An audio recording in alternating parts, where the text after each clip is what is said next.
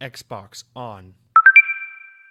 Welcome to Xbox On, a podcast with one host about one console, the Xbox One. I am said host Jesse DeRosa, and on today's episode, we'll be talking about the latest Xbox news for the week of August 27th, 2020, including the new Xbox UX is rolling out beginning this week, Microsoft defends Epic Games in their legal battle against Apple, the initiative is hiring up more industry veterans, and more.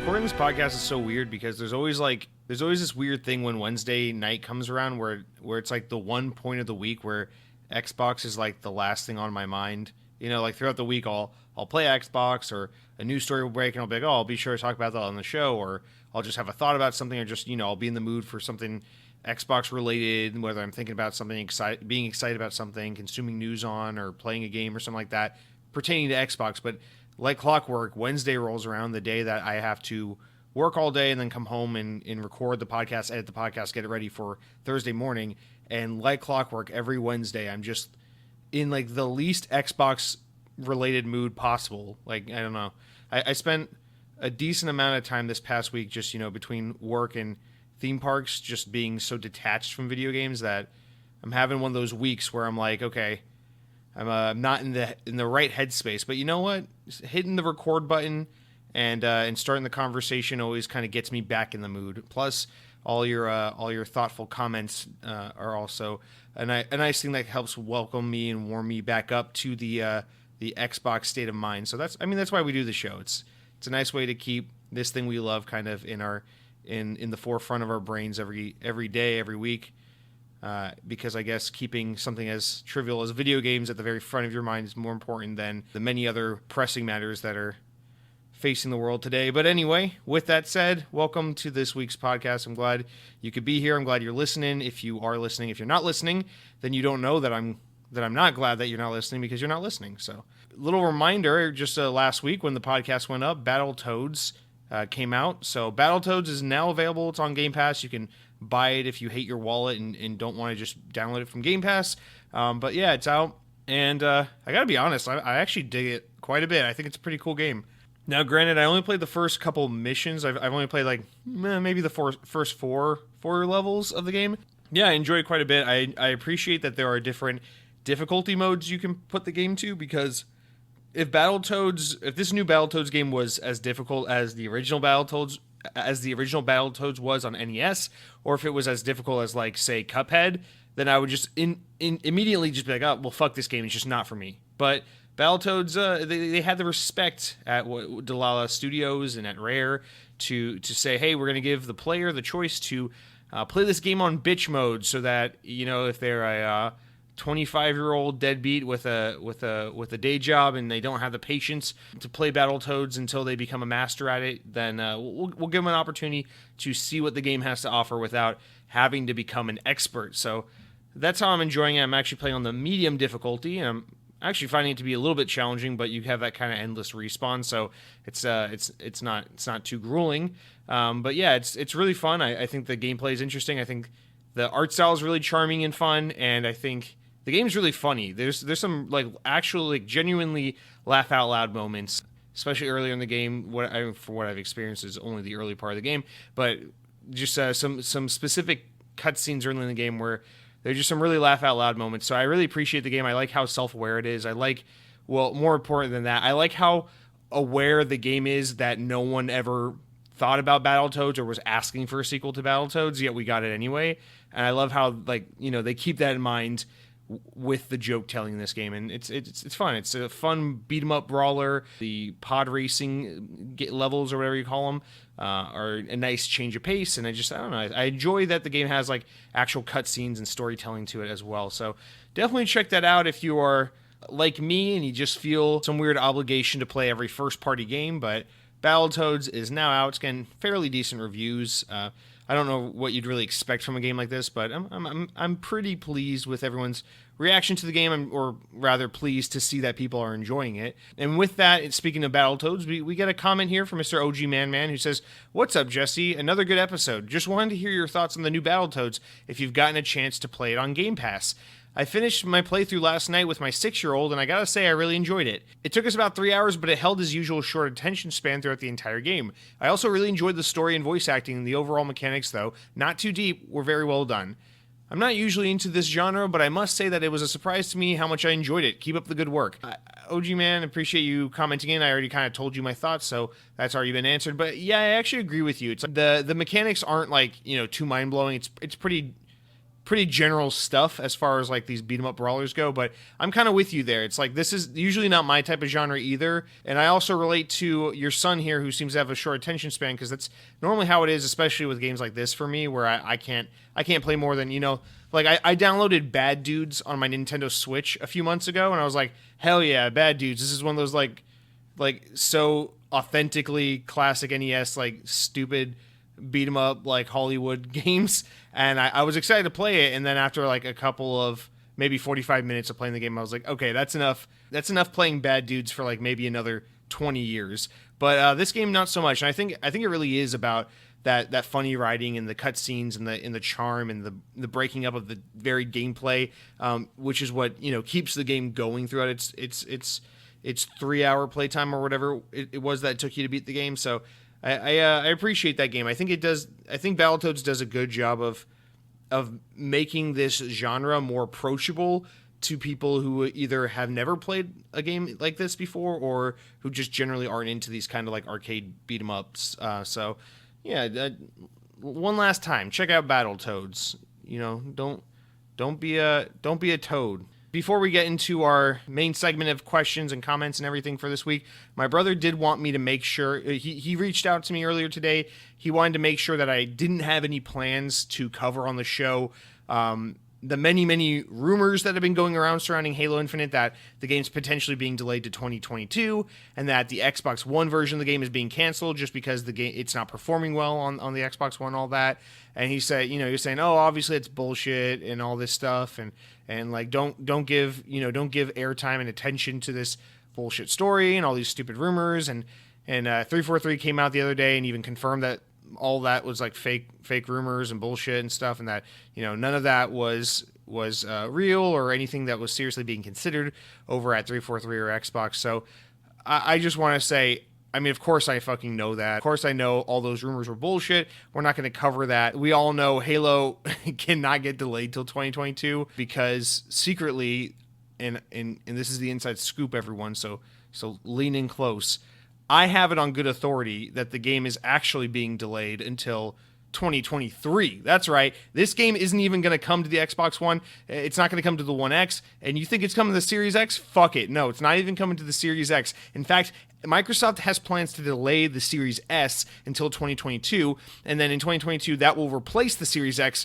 because they're anticipating there to be a strong trend towards dated hardware by 2022. So kids are going to be selling their powerful Series X's in favor of the less powerful Series S, and then that's when they're going to drop the bombshell re-announcement of Halo Infinite. It will look significantly worse than it already does, which Microsoft seems to be leaning heavily into, because they said, wow, if the game looked, moderately good but still got shit on and all these memes made about it over, this one brute with a bad art style, then imagine what we can do if we make the game genuinely look like shit. So the game absolutely looks awful. It looks like a love child between like a PlayStation 2 game and a fucking Leapfrog game. Shout out to Leapfrog. But yeah, the game's gonna look like ass. It's coming out in 2023, Xbox Series S exclusive, and I'm pretty sure it will not be crossplay. So fuck all y'all who are on PC looking to play with your uncles. Wink, wink, nod, nod to my nephew who doesn't play Xbox with me. So yeah, that's the big info dump on Halo Infinite. You heard it here first, folks. Just remember to credit me, IGN, Windows Central, GameSpot, all you big outlets that cover Xbox. I know you're out there. Just be sure to credit me because I am the one breaking this news. You're welcome, and fuck you. And then with that said, with that all out of the way, I'd like to get one correction made on the show. Two corrections made, but one of them will be addressed in a comment. So we'll just do this one now. They're both kind of closely related. And this is an important correction because we cannot go around spreading misinformation about Japanese food because I love Japanese food. Now, I said last week, some in regards to Chinese food, Chinese food's one of those rare things where it's like the Americanized version of Chinese food is not even really close to what real Chinese food is, but there's an Americanized version and it's delicious. But with most Asian food, I was saying with most Asian cuisine types, there isn't really a good like Americanized gringo alternative that's worth a damn, which is why I was saying like if you're going to make any kind of like Korean food or Thai food or Vietnamese food, you have to actually go to like an Asian supermarket to buy the proper ingredients and find legitimate recipes. You can't just go to your local Walmart and buy like the Maruchan instant pad thai or whatever the fuck it is you're trying to make. So I was wrong. I totally forgot until after I hit record that Japanese cuisine totally has an American analog. We forgot all about the shitty sushi and the hibachi. Of course, you got those yum yum rolls with the mayonnaise and the fried crabs and the shrimps and all of the bang bang sauces and whatever the hell it is that California's been doing to Japan's cuisine. And then you got hibachi, of course. You got that Benihana shit where we're throwing onion rings on flames and having young children close to hot grills burning at over 1,000 degrees. That's not Japanese food. That's just crazy American fried rice. But yeah, I got to make that distinction that Japanese food does have a gringo, whitewashed, Americanized alternative that is delicious in its own right, and I just had to get that off my chest. So thank you for bearing with me. I forgot to mention, let's be honest. You're not going to no fucking Benihana or some local sushi place that just has, fried eel rolls drowned in yum yum sauce and eel sauce and jalapenos and fucking sriracha and call them that Japanese food. That's just it's delicious, but it's sure as hell isn't Japanese food. And now, with that said, we'll jump into our proper comment section. Buckle up, guys. If you're one who leans heavier into like the news segment and doesn't like the comments so much, I'm gonna recommend you fast forward basically to like the last 5 minutes of this week's show, because it looks like we got a lot of comments in, and I never thought this show would get here, but we're actually getting to the point where I'm gonna have to start picking and choosing whose comments get read on the air, which I really hate.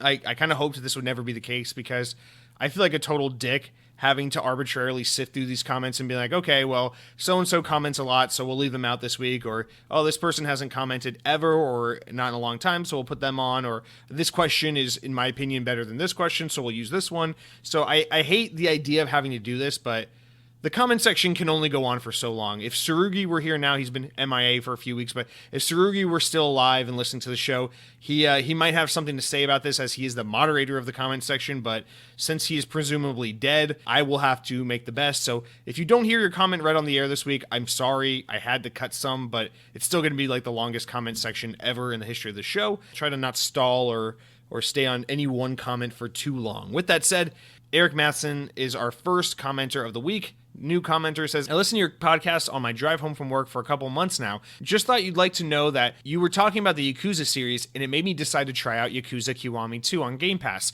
and I got hooked on it. I stopped noticing that it wasn't in English after the first level or two. Are there any other hidden gems on Game Pass you would suggest? I won't give you my SIN number. I guess that's Canadian for Social Security. I won't give you my SIN number for it, but I promise I'm not your girlfriend or your mom. Greetings from Nova Scotia. So welcome, Eric. Glad to have you here, and I appreciate you writing in. Although I do need your personal identification number, and that's just I won't ask again nicely. So get that written in soon. Wink, wink. Yeah, first of all, I really appreciate that you checked out Yakuza on my recommendation, or presumably on my recommendation. And I'm even more stoked to see that you're enjoying the game, or that you're enjoying the series. I hope you'll go back and play Yakuza 0. I know that technically like that game came out later, but it takes place before the first Yakuza. And maybe it's just because that was my first one in the series I played. But man, that game, I've only played the first two so far. I'm going to start Kiwami 2 pretty shortly here. I'm just trying to get some other things out of the way first. But man, that Yakuza 0, that one was especially like just amazing. I really loved that game. I loved the setup for, God, I forget their names. When I'm not playing the games, I kind of forget their names, except Kiryu, who's of course our main protagonist. But I really love their kind of origin stories and how like deeply fleshed out they are in that first game. Yeah, I mean, I'm really glad to see you're playing the games and enjoying them. And I totally agree. It really is one of those things. Same thing with anime. Whenever you're enjoying a good not just Japanese, but whenever you're enjoying a good, foreign movie, foreign video game, foreign whatever the fuck it is, except foreign novel, because you probably can't understand what you're reading if it's in a different language that you don't speak. But whenever you're like, reading like English subtitles on a foreign movie or something like that, or playing a foreign video game, a Japanese game with English subtitles, as long as it's good, you really do forget you're reading. That's so very true. Like I've been watching. Admittedly, I've been watching more anime than usual lately, and I've been dealing with a lot of that too. It's like you get into like 15, 20 minutes of it, and if it's good shit, you stop realizing you're reading. It's just literally the same. Your brain doesn't register it any differently from if you were just watching it in English or playing the game in English or whatever language you speak. And I got to assume that's how most of the world feels. I try to be mindful of that sometimes. It's like being from the U.S. It's like I live in such a we're such a big exporter of culture, of like music and movies and video games and just media. And even though that gets exported around the world, it's like you got to keep in mind that not a lot of the world is speaking English. I know it's one of the most commonly spoken languages, but it's not the most common language. And when you take into consideration just how many people exist on this planet and how many languages exist on this planet, it's kind of amazing to think that, like so many fucking songs, books, movies, all this shit just comes out, and it's like, yeah, it was written by this American author, or at the very least this English speaking author, and now it's like, well, fuck you, everyone else. You gotta either hope that they dub it in your language, or suck it up and read the subtitles, right?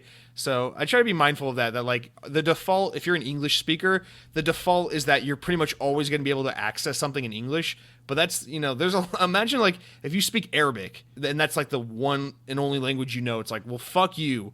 If there's not like a dubbed version of everything, you just got to play every video game, watch every movie or whatever with subtitles. And I know like the bigger budget movies and games and stuff usually have, voice casts in many languages for different markets, but that's not always the case for everyone. So, but anyway, as for other Game Pass games, I would suggest hidden gems on Game Pass. That's a good question. I wish I had thought about that, or read this question and thought about it before I hit record, because I'm sure I could come up with a more thoughtful answer. But since I didn't do that, I would say, I don't know, maybe I know Darksiders Genesis is a recently released game from earlier this year that is now on Game Pass that I haven't played yet, but I'm really looking forward to getting into. So that's one that seems interesting. It's like a dungeon crawler Diablo-like game. Another game that, if you're an Xbox fan, you probably know of this game, but statistically, not many people play it because the game just didn't do that well. But Quantum Break is one of the best games of this generation. It is on Game Pass. If you have not played Quantum Break, you've got to just do it. You just got to dedicate the 13 hours or whatever it takes to get through that game. The whole like system of like play a level, watch an episode of that like hybrid video game TV show thing they do sounds like such an awful idea for a video game, but somehow works so well. Remedy just did such a fantastic job with that game. If you haven't played Remedy's Quantum Break, it is such a cool story. It's such an interesting game. It's about time travel, but not in like a trite and overdone way. It's in a very like, or at least in the context of the game, it feels very grounded and believable. It's a little sad. It's really cool. It's really fun. It's suspenseful. And the gunplay and just gameplay and mechanics of the game feel fantastic. It's a really great game, and I highly, highly recommend that. Maybe I'll come up with a more thoughtful answer for next week, but just off the top of my head, that comes to mind. Now, EA's King 117, I know you commented in the other day and told me how I was supposed to pronounce that, but fuck me, I don't remember. You say, proof that I'm not a spam account, I am Japanese. So, well, while I'm very happy to learn that you're not a spam account, and while I'm really grateful that we have, a Japanese listener, that's really fucking awesome. I want to have as many people from all walks of life and all corners of the world enjoying this show and sharing our or enjoying the shared love of Xbox together. I would like to say that doesn't reassure me. You saying that you're not a spam account and you telling me that you're Japanese doesn't validate or put my concerns to rest any more than if you said I am the CEO of Microsoft, Mr. Microsoft himself. No, I need your social security number. I'm not going to ask again. But thank you for commenting in. I'm glad at least you've convinced yourself you're real. Now we have a handful of food related comments, as we tend to do on this show, and I just want to kind of lump them all together and just we'll just kind of get through these together. So let's start with Mr. Viking of the North, who says, "Sup, man? Your podcast is a great listen while I work. Also, I have to say burritos over tacos for me, with carne asada meat." Good choice there. "By the way, I'm from Sweden. Have you tried anything from there? or has Disney does Disney have a booth with anything to offer? If so, I recommend you try Ragmunk or Lingonries. Oh, fuck me. Ragmund is a Swedish potato pancake that is fried in butter and is usually served with fried pork. So I feel like I've had that before or something similar to it, but the more honest answer is no. I have not to a point in which I specifically and distinctly know that I've had Swedish food and I've had that. No, I will say this. You are Swedish. You should be familiar with IKEA. I know IKEA is from Sweden. I know if you're Swedish, you've probably been in an IKEA or at least are familiar with the name. That would be like being from the US and not knowing what McDonald's is. I assume you guys have IKEAs on every corner like we do Starbucks. So I've been to IKEA. I have eaten the Swedish meatballs. I've eaten in the IKEA food court many times before. I've tried a variety of items. They have a salmon dish I've tried. I've tried a chicken thing. I've tried a couple desserts there. So if any of that counts for Swedish food, then yes, I've had Swedish food before because I've eaten at IKEA on more occasions than honestly anyone not in the market for furniture should have had. But, I don't know if Disney's ever had specifically a Swedish booth during any of their food festivals. Now, they do have a Norwegian, like one of the permanent pavilions, one of the permanent countries that's represented at Epcot at Disney World is Norway. And while I don't mean to be that guy and just kind of lump you all together, there is at least that kind of, part of Europe, all just, somewhat represented. So if you can find it in your heart to be friends with, or to be open and friendly enough with your Norwegian neighbors, then I will say I've had some Norwegian food over at Epcot, and I've enjoyed some nice treats over there. Now, I don't know. Let's fuck it. We won't spend as much time on this as we did last week, but let's just real quick. I got my Bing up. Popular Swedish dishes. Yeah, this looks like IKEA food. Yeah, we got the shaved salmon and the fennel and the Swedish meatballs. I'm pretty sure I'm just looking at pictures of IKEA food. Ragmunk. Basically a potato pancake with fried butter. Yeah, this is what you said. I believe you. Oh, lingonberries. I have had lingonberries. In fact, IKEA even makes like a juice out of them. Yes, I've had those. It's kind of like, it reminds me of like cranberry sauce kind of. Yes, I've had this. I've had all this shit before. I've eaten your ragmunk and your lingonberries and all that, whatever shit I'm totally butchering, and I'm sorry. I'm a disgrace. You feel free to never allow me into your country ever. But yes, I've tried these things based on these photos. Good shit indeed. And I see this. What is this? Graved lax salmon. Yeah, I mean I've tried that like on a lox bagel, like a New York bagel with lox. I don't know. Some of this stuff, yes, I've had, to answer your question in the most vague sense possible, yes, I've had some Swedish shit, not in a very overt and defined way, like, oh yeah, I'm eating Swedish food, but it looks like I'm familiar with some of your food, yes.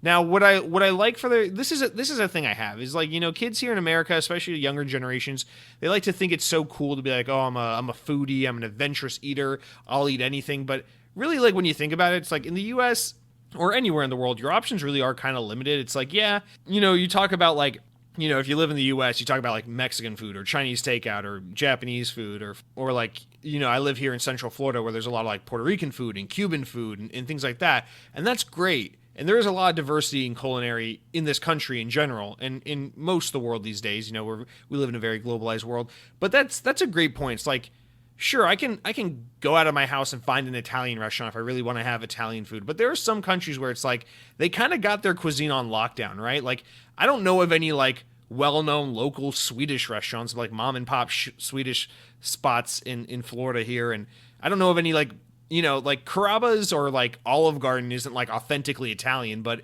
it's like a known chain Italian restaurant that anyone could get their hands on if they wanted to. I've never heard of like like the streamlined corporate restaurant chain equivalent of like a Swedish, restaurant. I mean, unless you count IKEA as that. But like, you know what I'm saying? I guess Swedish food kind of falls under that umbrella of like, it's not impossible to get your hands on, but it seems like if you live in this part of the world, it's not like you can just Google or check Yelp for your most local Swedish restaurant. So I'm getting really hung up on this, but I appreciate you writing in, Viking of the North. Now, Sammy Basile writes in and says, hello from Port-au-Prince, Haiti. That's awesome. We have a Haitian listener. This is a I'm loving seeing like all the places on the map that we're finding listeners from. This is great. This is my second episode. I listened to you on Google Podcasts, and I'm loving your vibe. Funny, sarcastic, and actually informative. I don't know about that last part. First of all, that outro music is straight fire. Second, have you tried Haitian food, and do you have a favorite? Finally, what game are you actually looking forward to this next generation? Doesn't have to be a launch game. Keep up the good work. So first of all, let's kind of do this real quick. I know you don't straight up ask, but thank you. That outro music is written, composed, put together, however you want to put it, by my friend Eric Hudson, whose like kind of SoundCloud internet name is BB Murder Case. Now, he's been promising me forever that he's gonna give me some new tracks to start using on the podcast, but I don't know what the fuck he's doing. I don't know if he's he acts like we're in some pandemic and he's like locked in his house, and that there's bigger things going on in the world right now. But I don't know what's happening with that. But Eric Hudson is his name. BB Murder Case, if you want to look him up on SoundCloud or YouTube and listen to some of his other tracks that I don't have on the podcast. But also, I give you his name so you can go look him up and scold him for not sending me new tracks as he promised. Now, aside from that, Haitian food. Here we go. I've already spent enough time getting to circles about trying different food. Now here in Florida, we have a big Haitian population relative to a lot of other parts of the country in particular, just due to our proximity to you guys. So yes, I know Haitian food has a lot of like Creole influence and Caribbean influence, and there's a lot of like soul influence to it. I've had a lot of things that would like show up in Haitian food. And I used to actually, the company I work for, the first location I worked in was this hotel. And the hotel, like a lot of the hotel staff, a lot of the kitchen staff was like predominantly Haitian. So they would cook a lot of like Haitian food. Like they'd have like buffets and things like that. And they would cook for the staff a lot. And they would always invite us to come back and eat.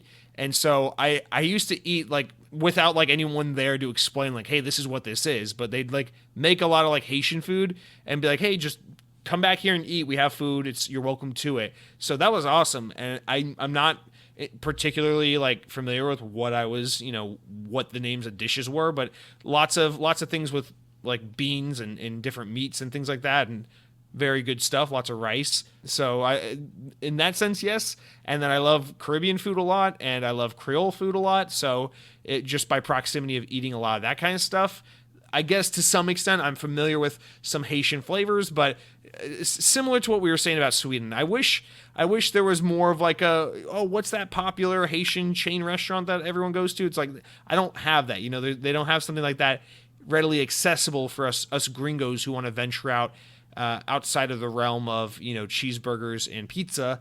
But I don't know. I feel like with Haitian cuisine, I have less of an excuse because, again, I live in Central Florida. We have a bigger Haitian population. I'm sure if I really went out of my way, I could find a good local restaurant. So I don't know. I'm familiar with some Caribbean flavors. I'm definitely familiar with Jamaican food. We used to have a really nice Jamaican restaurant next to my parents' house back home in Georgia, and I used to go there. And then they closed down like a year before I moved here to Florida, so that was sad. But I once ate there, and it was very good. So I appreciate you writing in. And then you say, you also say, what game am I looking forward to this next generation? Doesn't have to be a launch game. See, this is probably, now that Halo's out of the, kind of out of the launch window, I guess I would say probably, cop out would be like Yakuza Like a Dragon, but let's be honest, I have a lot of other Yakuza games to get to before I'm really ready for that one. I'm probably the game I'm most excited for this year is honestly Cyberpunk, and I know it's not an Xbox Series X game. I know it's getting the Series X update later, but in all honesty, that's the 2020 game I'm most looking forward to. So my answer is Cyberpunk, as uncreative as that might sound. But I don't know. To be honest, like, my excitement for the Xbox Series X is less about like all the games coming out this fall, which should be your excitement if you're buying a new console, but it's more just about like, honestly, I just want to finally have a 4K console and play games with 120 hertz refresh rate and things like that. So that's really more what I'm looking forward to. I'm the kind of person, like, if there was just like a federal mandate that like no more video games were allowed to come out for the next year or 3 of our lives, then I'd be totally happy with that, because there's just so many good games out there that they're sitting in my backlog that I just haven't gotten a chance to get around to, and I'm totally content with just like chipping away at my backlog and playing Halo 5 all the time. So it's really hard for me to be like, oh, this is the game I'm shitting my pants to play. But if I had to give you an answer, I'd probably say Cyberpunk.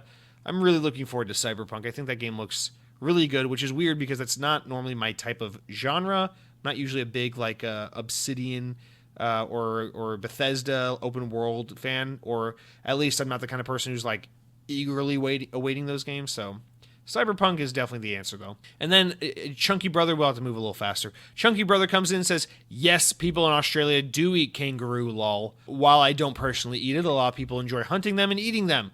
Also, lamingtons aren't made up. They are light, fluffy cake squares covered in thin layers of chocolate icing, then lightly dusted with coconut. Definitely a favorite. Those actually sound fantastic. Also, my favorite pizza would be the Aussie. Not sure if they're available anywhere else in the world, but I definitely recommend. Keep up the good work. Now, the Aussie is something I came across when I was looking up Australian food, so it's interesting that you say that. So I have a I have a picture of an Aussie pizza right here. We're gonna look at it. Let's treat this like a new game release. I'm not gonna look at the actual ingredients on it. I'm just gonna kind of guess based on what I'm seeing what this is all about. Now I'm seeing fried egg on a pizza, and I gotta be honest, as someone who is a descendant of the Italians and who is a proud American, the two nations most responsible for the pizza, I must say, props to Australia for having the balls to be like, hey, you know what pizza really needs? A fucking fried egg on top. That sounds phenomenal. And then it looks like you have some kind of ham or bacon or Canadian ham or something on here. Some kind of herbs, maybe a multi-blend of cheese. A blend of 3 cheeses on here or something. I don't know what I'm looking at. It looks good, though. It looks very good. I would try the Aussie. I'm getting some conflicting reports, though. It looks like some pictures of this pizza just look like a margarita pizza. I doubt that's what the Aussie is. But yeah, this pizza looks damn good. I get you there. Now, as for your people eating the kangaroo, I don't know that I could ever condone that.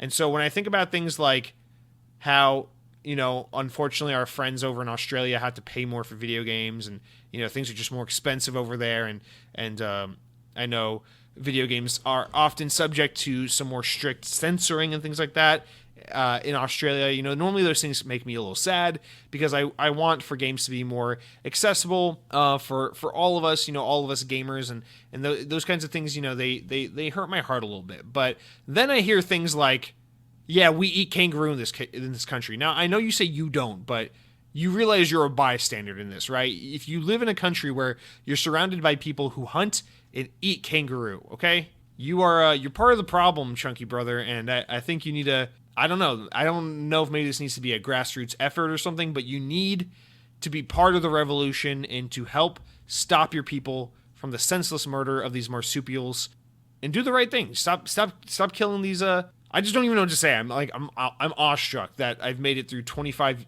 miserable years of existence, and no one ever told me that the Australians eat kangaroo. So that's fucking terrifying. You know what? If I'm being really honest, though, I guess I'm gonna put kangaroo up there with horse. I know some people eat horse, but I don't know where to go and order a horse, and I've never eaten a horse, and I never will. But I know like horse liver's a thing, but like I'm putting kangaroo up there with horses. It's like, sure, some people eat it, but you're going to hell if you eat a kangaroo. Let's be honest. Jay responds to you, Chunky Brother. He says, agree with pretty much all of this. I don't eat kangaroo, but some people do. And it's also used for dog food. Now, that makes sense. Dogs love eating crazy shit. So feeding a dog a kangaroo is kind of funny, but a person eating a kangaroo is a little fucked up. But I get that. If you scroll down a little further, would you look at it? Sarugi pops in. He says, if I'm not mistaken, and I'm reading this out of context because there's like 4 comments above I'm ignoring, but he says, if I'm not mistaken, aren't we like the only country in the world that eats the animals on our coat of arms? Also, shout out to my Aussie brothers repping OLD here. So I love this. First of all, first of all, this is a weird, like, just little thing about Xbox that I love. I love, like, what a big, like, Australian representation the Xbox brand pulls. I just think it's so cool for some reason. That's just part of my, like, that American exoticism where, like, we're just such a big, isolated country. I guess you guys are kind of a big, isolated country, too. But it's just one of those things where it's like, I'm not, like, European where I could just drive 4 hours and being another country, you know. So to me, it's like every country is just like super cool and interesting. So it's like I don't know. I think it's weird that I turn on a mic and bitch about how Halo 5 is underappreciated, and then all these Australian people start meeting each other in the comment sections and informing me that there are heathens out there that are murdering innocent kangaroos and feeding them to their dogs. And my God, maybe no offense, but maybe those wildfires are God's way of saying he hates you all for these beautiful creatures he gives you that you then in turn slaughter and consume. So, but then again, we get really bad hurricanes over here, so maybe God's just trying to kill us all. Now, my mom comes in with a comment, and I think this is a joke, but she says, Outback Steakhouse is Australian. I'm pretty sure that's a joke, but it's I'm going to leave it in there anyway, because no matter how it's meant to be interpreted, it's pretty damn funny. And then Lethal Migraine responds to my mom, which is weird, and says, that place is delicious. I wish I knew how they prepared their steaks. I want to replicate them. Lethal Migraine, I know how they replicate their steaks. It's with lots and lots of butter. So no offense to Outback Steakhouse. You know I am a friend of the corporate chain shitty restaurant. I love the TGI Fridays, the Chili's. The Outback Steakhouse is definitely in that echelon. I'm a big fan of the Bahama Breeze, but let's not sugarcoat it. Those restaurants are mostly just salt and butter. That's how they make everything taste so good. But yes, an Outback Steakhouse steak, when cooked properly, which is not usually that common because they always try to overcook them, are pretty delicious. Medium rare, people. Medium rare or don't eat it at all. Lethal Migraine also says, in an unrelated comment, he says, I've eaten camel. I've eaten camel meat from Australia prepared here by a Somali. Does that count for eating Aussie? By the way, camel is incredible. Tastes like lean roast beef. Now, I would eat camel because they have those massive cancerous humps on their back, and I think that must be an excruciating way to live. Also, they're just constantly thirsty, dehydrated, and exhausted. So I think eating camel is different from eating kangaroo because you're putting a camel out of its misery. Like, the life of a camel is intended to be miserable. So you're doing that thing a favor by killing it and eating it. So I defend that. It's the kangaroos are so cute. The babies jump in their mama's pouches. That's adorable. That's, you know, eating that is indefensible. But the camel can go fuck itself. They were put on this earth to be miserable. So we are kind of, by way of killing and eating the camel, we are kind of the heroes at the end of the day. So I'm glad you think camel is incredible. I don't know if I'll ever get a chance to try it, but I would try it. He said it tastes like lean roast beef. I feel like everything just tastes like some form of lean beef or chicken. You know, it's like, you ever had veal? Tastes like beef, or like a really fatty, lean, rich beef. Although veal is beef, it's just young cow. You ever try gator? Tastes like chicken, of course. Everything tastes like some form of a cow or chicken, which is what makes the pig such an interesting animal. What else tastes like pork that isn't pork? You know, think about that. Chew on that. Xbots. Yeah, Jay backs up. Lethal Migraine says it's a pretty Australian thing to eat. And EA's King 117 says that there's a shop near his house that sells camel heads. EA's King, where do you live, if you don't mind me asking? Like, what country do you live in? I'm interested. I know you said you're Japanese. That doesn't mean you live in Japan. I'm just interested where you live. Feel free to comment with that answer, along with your social security number, your credit card number, an Xbox gift card of $100 or more. Speaking of EA's King 117, you say here, okay, I listened to this episode about 10 times, and I will correct you about one thing. Gyoza are not pot stickers. They are dumplings. This is and you also say that you tried cheesecake for the first time today. How was the cheesecake? Is it good? Cheesecake's good. Okay, I'm glad to hear that. But you say gyoza are not pot stickers. They are dumplings. Correct? Yes, I know. Pot stickers are technically dumplings. I always call things pot stickers instead of dumplings because I've noticed from working in many restaurants that for some reason Americans can't wrap their head around the concept of a dumpling. They always think a dumpling is like just dim sum, like just Chinese like dim sum. So I always just call everything a pot sticker so that Americans can wrap their heads around like, oh, it's some form of a dumpling. But yes, you're right. Of course, gyoza is technically a dumpling. I don't really understand what the pot sticker is. I get what a dumpling is. I get what a gyoza is. I don't really understand what a pot sticker is. Sometimes I get confused if it's just a dumpling or if it's like a pierogi or if that's a different thing. That goes back to the Pilgrims. They can go figure that out themselves. I'm not really concerned about respecting the history and the proper usage of the pot sticker. But yes, the gyoza is a very delicious snack. I like them done in the pan so they're nice and crispy. You ever get like that crispy layer on your gyoza? So nice. I love them. And then our final food comment comes from K3V8AZ. You guys are going to start having to use real names here. But say, just wanted to say I very much enjoy your weekly musings about all things Xbox. Normally listen on Spotify whilst on the road between jobs. Keep up the good work. Food-wise, ever had Cornish pasty?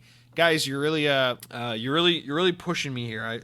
Now, I looked up the Cornish pasty. It looks like some kind of meat pie. I'm starting to get confused. We're starting to get to the territory where, like, all these foods are overlapping. It's like the meat pie. I think, when we're not talking about eating the camel, we're not talking about eating the fucking, I don't know, whatever it is, the kangaroo.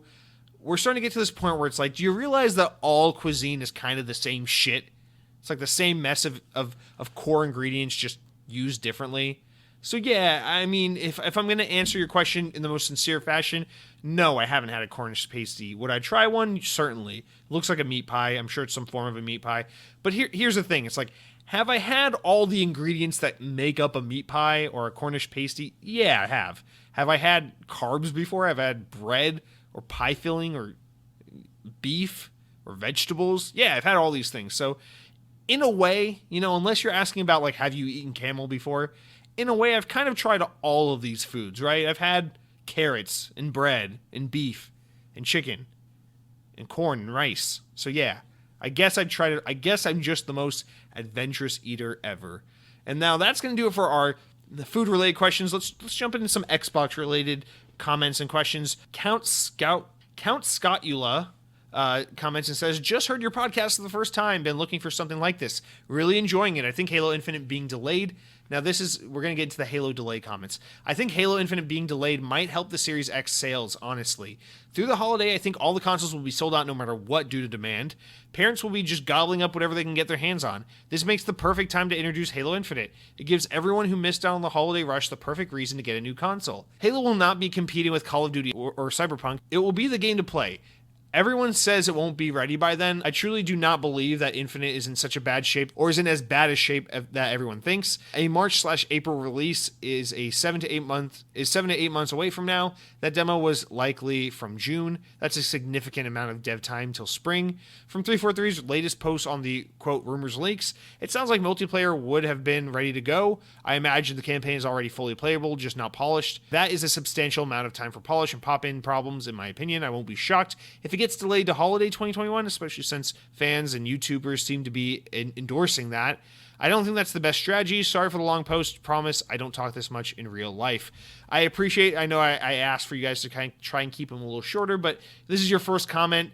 Count Scottula, I want to give you a chance to shine. Plus, I think it was a really well articulated and well put comment. So I was more than happy to read this on the air and give you the spotlight for a minute there. I think you make some great points. And another thing, you know, in keeping with your whole, like, you might as well just launch in the earlier part of the year is, remember the Nintendo Switch, guys? Remember the Nintendo Switch that everyone was like, oh my God, why are they launching in March? What a bad idea. And then it came out and everyone was like, oh my God, I'm going to buy 7 of these, and then I'm going to buy 12 copies of Animal Crossing, and I'm going to pretend that Zelda Breath of the Wild is the best Zelda, even though it's objectively like one of the most mediocre Zelda games. And everyone just decided it was the greatest thing in the world. It's like Nintendo proved to everyone when they did that the console launch doesn't have to be a holiday thing like it used to be. Like, we're past that point. You know, enough people have grown up, enough gamers have grown up past, you know, the era of I'm too young to buy a console myself. I need to rely on Christmas to get a game. Where, you know, it's like gamers are older now. Gamers are more diverse. The gaming industry represents a way larger pool of people now than it did, you know, back in the NES, SNES days, you know. So it's, you can release a console in the spring and people will gobble that shit up. You know, it's like people will buy that then. You don't have to just, I just feel like in some respect, the games industry is just so stuck in the 1990s with like, oh, everything's marketed towards kids. Kids don't have money, so therefore we need to release it around the holidays because that's when every kid gets a big present. It's like, I understand that regardless of who your demographic is, releasing around the holidays is a good idea because then you can, you know, capitalize on this holiday where everyone buys shit. But like, let's keep in mind, it's like Apple doesn't say, oh, we're not going to release the iPhones in September anymore. We're going to release them in November because they're banking on Christmas sales. And, you know, Samsung releases their phones in like February or March. That's after Christmas. They don't care. People still buy them. Like, new cars come out. I feel like cars do their best sales in the beginning of the year. That's when you see all like those big deals, and when you really start seeing the new year car models really pushes in the earlier part of the year. It's because it doesn't matter. It's like people who are old enough and have disposable income and who are in the market for these things. If your product and your market is mature enough, you don't have to rely on something that's so predicated on like selling to kids as like the holiday release. I get why you want that holiday bump, but it's the success and failure of your box is not entirely dependent on the holiday season. And I think Nintendo was really wise to kind of see past that and be the one daring enough to kind of launch outside that window, which is kind of ironic because Nintendo is arguably the console manufacturer that's most aimed towards kids, yet they got away with it without any hesitation or any issue whatsoever once the thing was out in the open. So I agree with this. It's like, honest, that's why I think like you could delay the Series X to spring and it wouldn't matter. And I only bring all that up to say, like, yeah, you can release Halo in the spring, and guess what? It's going to be like every spring has been for the past 5 years. It's going to be fucking crowded full of massive games. Remember, like, the way games work nowadays, it's like there's two rushes. There's the fall games and the spring games. It's the summer season that's totally dry and dead, which is why I think it'd be so cool for them to release in the summer, because then they can kind of hog the spotlight. But yeah, I think you make a great point here. The spring is a great time for anything, whether you want to put your console out then or the game out then or whatever. I agree. But ultimately, I just really don't think the Xbox Series X, I'm of two minds of this. I keep saying this in a kind of conflicted sense. I just don't think the Xbox Series X is as dependent on the kind of regular console rollout as previous Xboxes have been. Again, I think Microsoft is more concerned with getting people on Game Pass and just getting them to buy a Xbox or PC or however they want to play it. And they're more concerned with that than like selling the most consoles. So they're not willing to compromise the integrity of the Halo brand to make sure people buy an Xbox over a PS5 this holiday season. I think they're willing to do that slow burn approach.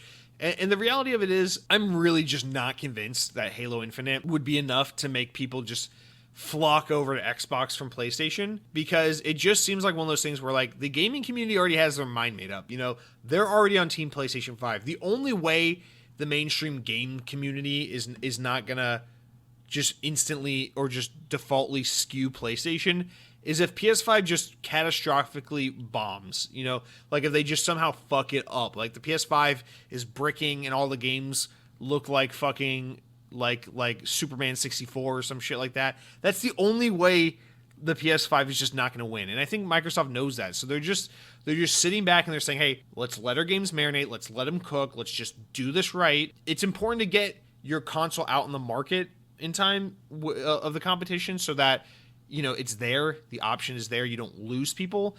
But I don't think they absolutely need Halo or the Xbox Series X is doomed, because at the end of the day, the game is no longer about selling the most consoles as possible to beat PlayStation. It's about, getting your games and your services in the most places as possible. And whether you're buying a Series X or hanging onto your One or playing on your PC, playing on your not iPhone, I don't know, the options are there. So I like your point here. But I don't know. I don't think it's a holiday 2021 game. The only reason why I think it could possibly get that push is because for whatever reason, when games get delayed now, it just seems like they're always such big delays. It feels like it's so rare that things get those like little punt delays of like 2 months, 3 months. We see that with like Sony first party games, and that's about it. But yeah, I don't know. I don't think I'm right in this. I'm just really championing that like early summer release. But yeah, spring sounds reasonable. If it's spring, I really don't think it's not February, March. I think it's April, May. But I think it'd be cool if they did like a July, August release. July would be ideal, or June, July would be ideal. Anyway, we'll see. I'm so tired of speculating on this shit. Now, Lethal Migraine says, I'm going to strongly disagree with you, and this is in regards to Halo. Halo doesn't matter in terms of console sales. Combat Evolved is the only one that actually does matter because it was what showed. Because Xbox was an actual new product and people needed a reason to buy it. Series X is a beast, and after the recent Hot Chips presentation, Series X is even better than I originally thought. Take a hit on the Xbox, sell it for $400, and that thing will sell like a Switch. Lethal Migraine, I'm going to continue to politely disagree with you on this. I don't think the power of the console is going to make it sell better than the PlayStation 5. I really think, and this is a problem with the Xbox community, or not problem. This is a blind spot, I feel like, in the Xbox community. Listen, Lethal Migraine, I agree with you. The Series X is more powerful than PlayStation. It just objectively is. If they can sell it at a really competitive price, it will be a big advantage. I agree with that. I also agree that it's just the more exciting console because it's just changing the gaming industry and gaming landscape more than the PS5 does. I agree with all those. And I'm really excited about the Series X. And as an Xbox fan, I can't wait to jump in. But we just got to be more honest about this. Power is not the thing. And there's some kind of hypocrisy inherently in your last sentence here where you says, take a hit on it, sell for $400, and the thing will sell like a Switch. Now, what's the thing that makes the Xbox so night and day different what's the thing that makes the Switch and the Xbox so night and day different from one another? And it's that Xbox is always chasing power, and Nintendo is always chasing nostalgia and low power and whatever the fuck and affordability. And the thing is, it's like people aren't crazy about the power. The power matters to the hardcore gamers. It matters to the fanboys. It matters to, the in the know real big nerds. Think about like phones, the iPhone Max whatever and the Samsung Galaxy Note whatever. Those are always the most powerful phones. It's the Note series of Galaxy phones. It's the Max or the Plus series of iPhones. Those are always the best selling ones or the most powerful ones. But that's not what people buy. People buy the most affordable ones. People buy the most accessible ones. People buy the ones that are the best value. So I see what you're saying here. You're saying if you make the price absurdly competitive, it will sell like the Switch. But it's like, just remember that it's like the price matters a lot more than the power of the box. I'm telling you this. It's just objectively true. PlayStation 5 doesn't have to be as powerful as the Series X in order to compete. It's going to be significantly underpowered, and it's still going to sell significantly better because third-party games are going to be developed and skewed towards the PS5. And yeah, they'll look better on Series X, but for the most part, you're not going to see third-party games look leaps and bounds better and do things that aren't possible on the PS5 on the Series X version. You're just not going to see that happen. You're going to see it be very targeted towards PlayStation 5, and that's what Xbox gamers will mostly be getting. If you want to see the Xbox Series X just excel and go far beyond that, you're going to have to look for first-party games only. And even then, it's like, I'm just telling you, it's like the power is not what matters. It matters to us. It matters to all of us really excited about Xbox. But Microsoft isn't going to kick Sony's ass by having the most powerful console. They're going to kick Sony's ass by being competitive with pricing, which you aptly point out. They're going to compete by having the best lineup of games. That's what matters the most, which they clearly don't have right now. They clearly don't have a really compelling lineup of games to sell people on from day one, which, take that as you will. And then the last thing, of course, is just that kind of cash and name brand where it's one of those things, man. Everyone just loves PlayStation. PlayStation is hard to beat because it's so ingrained in people's brains. It has such a cultural significance. It's fucking hard to get PlayStation or to get people away from PlayStation. They're just on it for the same reason iPhone people are on iPhone, because PlayStation's really good at what it does. It's given you no reason to question it or leave it or look around elsewhere. And it continues to deliver on its promise. And so as long as PlayStation continues to deliver, Xbox is going to continue to suffer. Because it's not about Xbox being better or worse or PlayStation being better or worse. It's about the fact that PlayStation was around first. It was good for a very long time. It's always been good with the rare exception of the PlayStation 3. And Xbox is constantly in the shadow of that because PlayStation has never really given the mass market a reason to say or to question otherwise. So the thing that could lead to the most success on the Series X, if you just want to look at it from a traditional console standpoint, console generation standpoint, is if the PlayStation 5 stumbles and fucks up, then the Series X has the potential to surpass it by doing good while the other one sucks, a la Xbox 360, PS3. But if the PS5 comes out and it's just as good as the last PlayStation, and games look a little better, and it has new games, it has a great library, and the console's relatively affordable, then PlayStation people will continue to blindly buy it without even thinking about the Xbox. Like, think about it like this. Like, look at all the surveys and all the people out there talking about the consoles.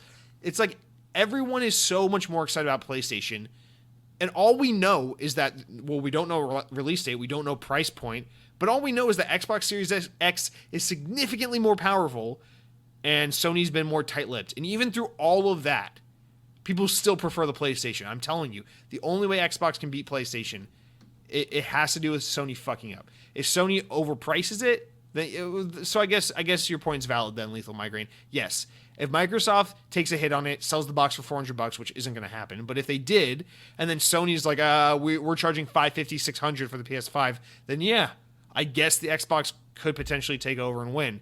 But I don't think that's going to be the case. I really don't think Microsoft's going to take that hit and make that happen, but it'd be cool. Let's wrap up with a final comment from Tanali Maya. Sorry, everyone else. We just got to get through these comments and get into the actual show.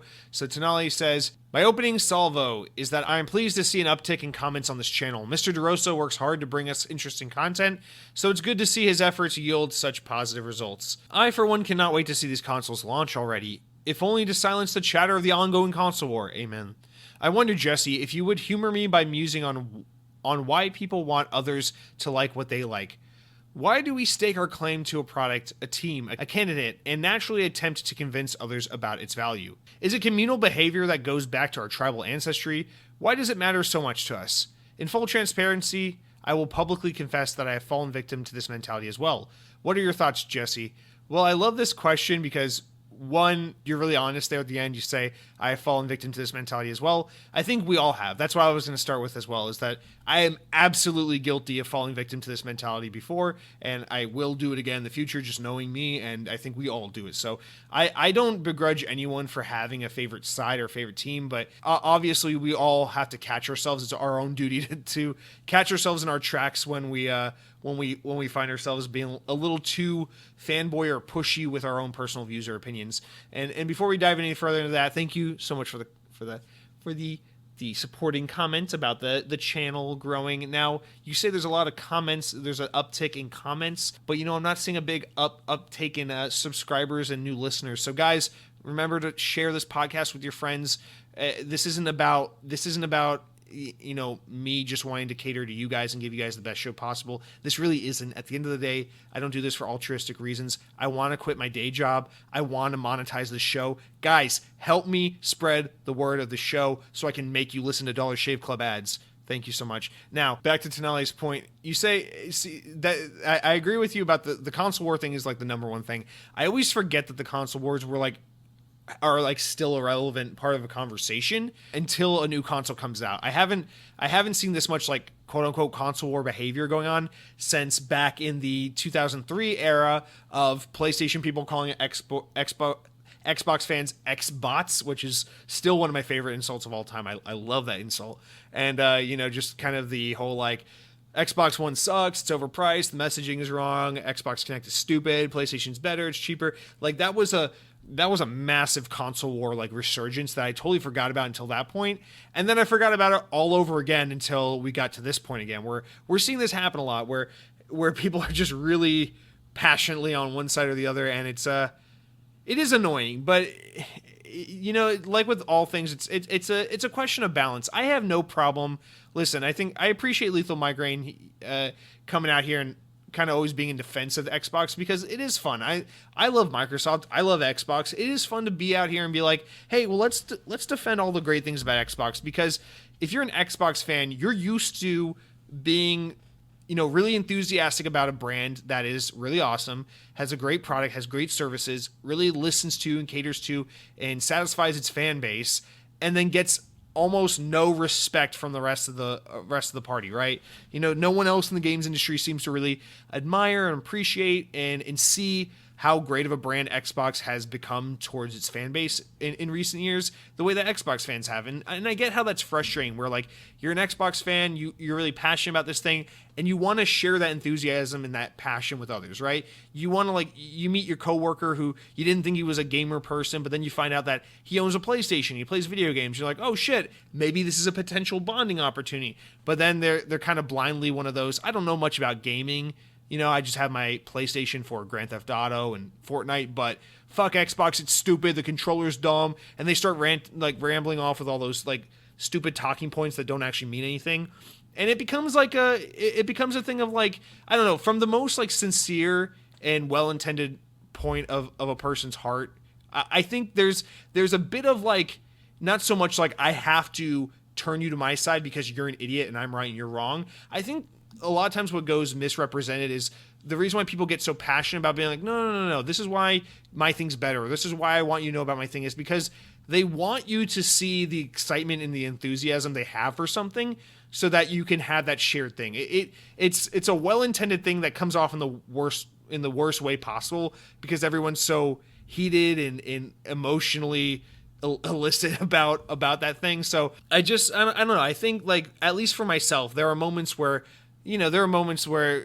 I told on the show a few months ago where I had that coworker talking about how he likes PlayStation. He plays Fortnite pretty much exclusively, and he was buying the PlayStation 5 because it's better than the Series X, and the Xbox has a dumb controller. And it's one of those things where it's like I had to catch myself being a little bit of an elitist asshole towards him because I was trying to be, like, okay, well, you can like your own thing. That's cool.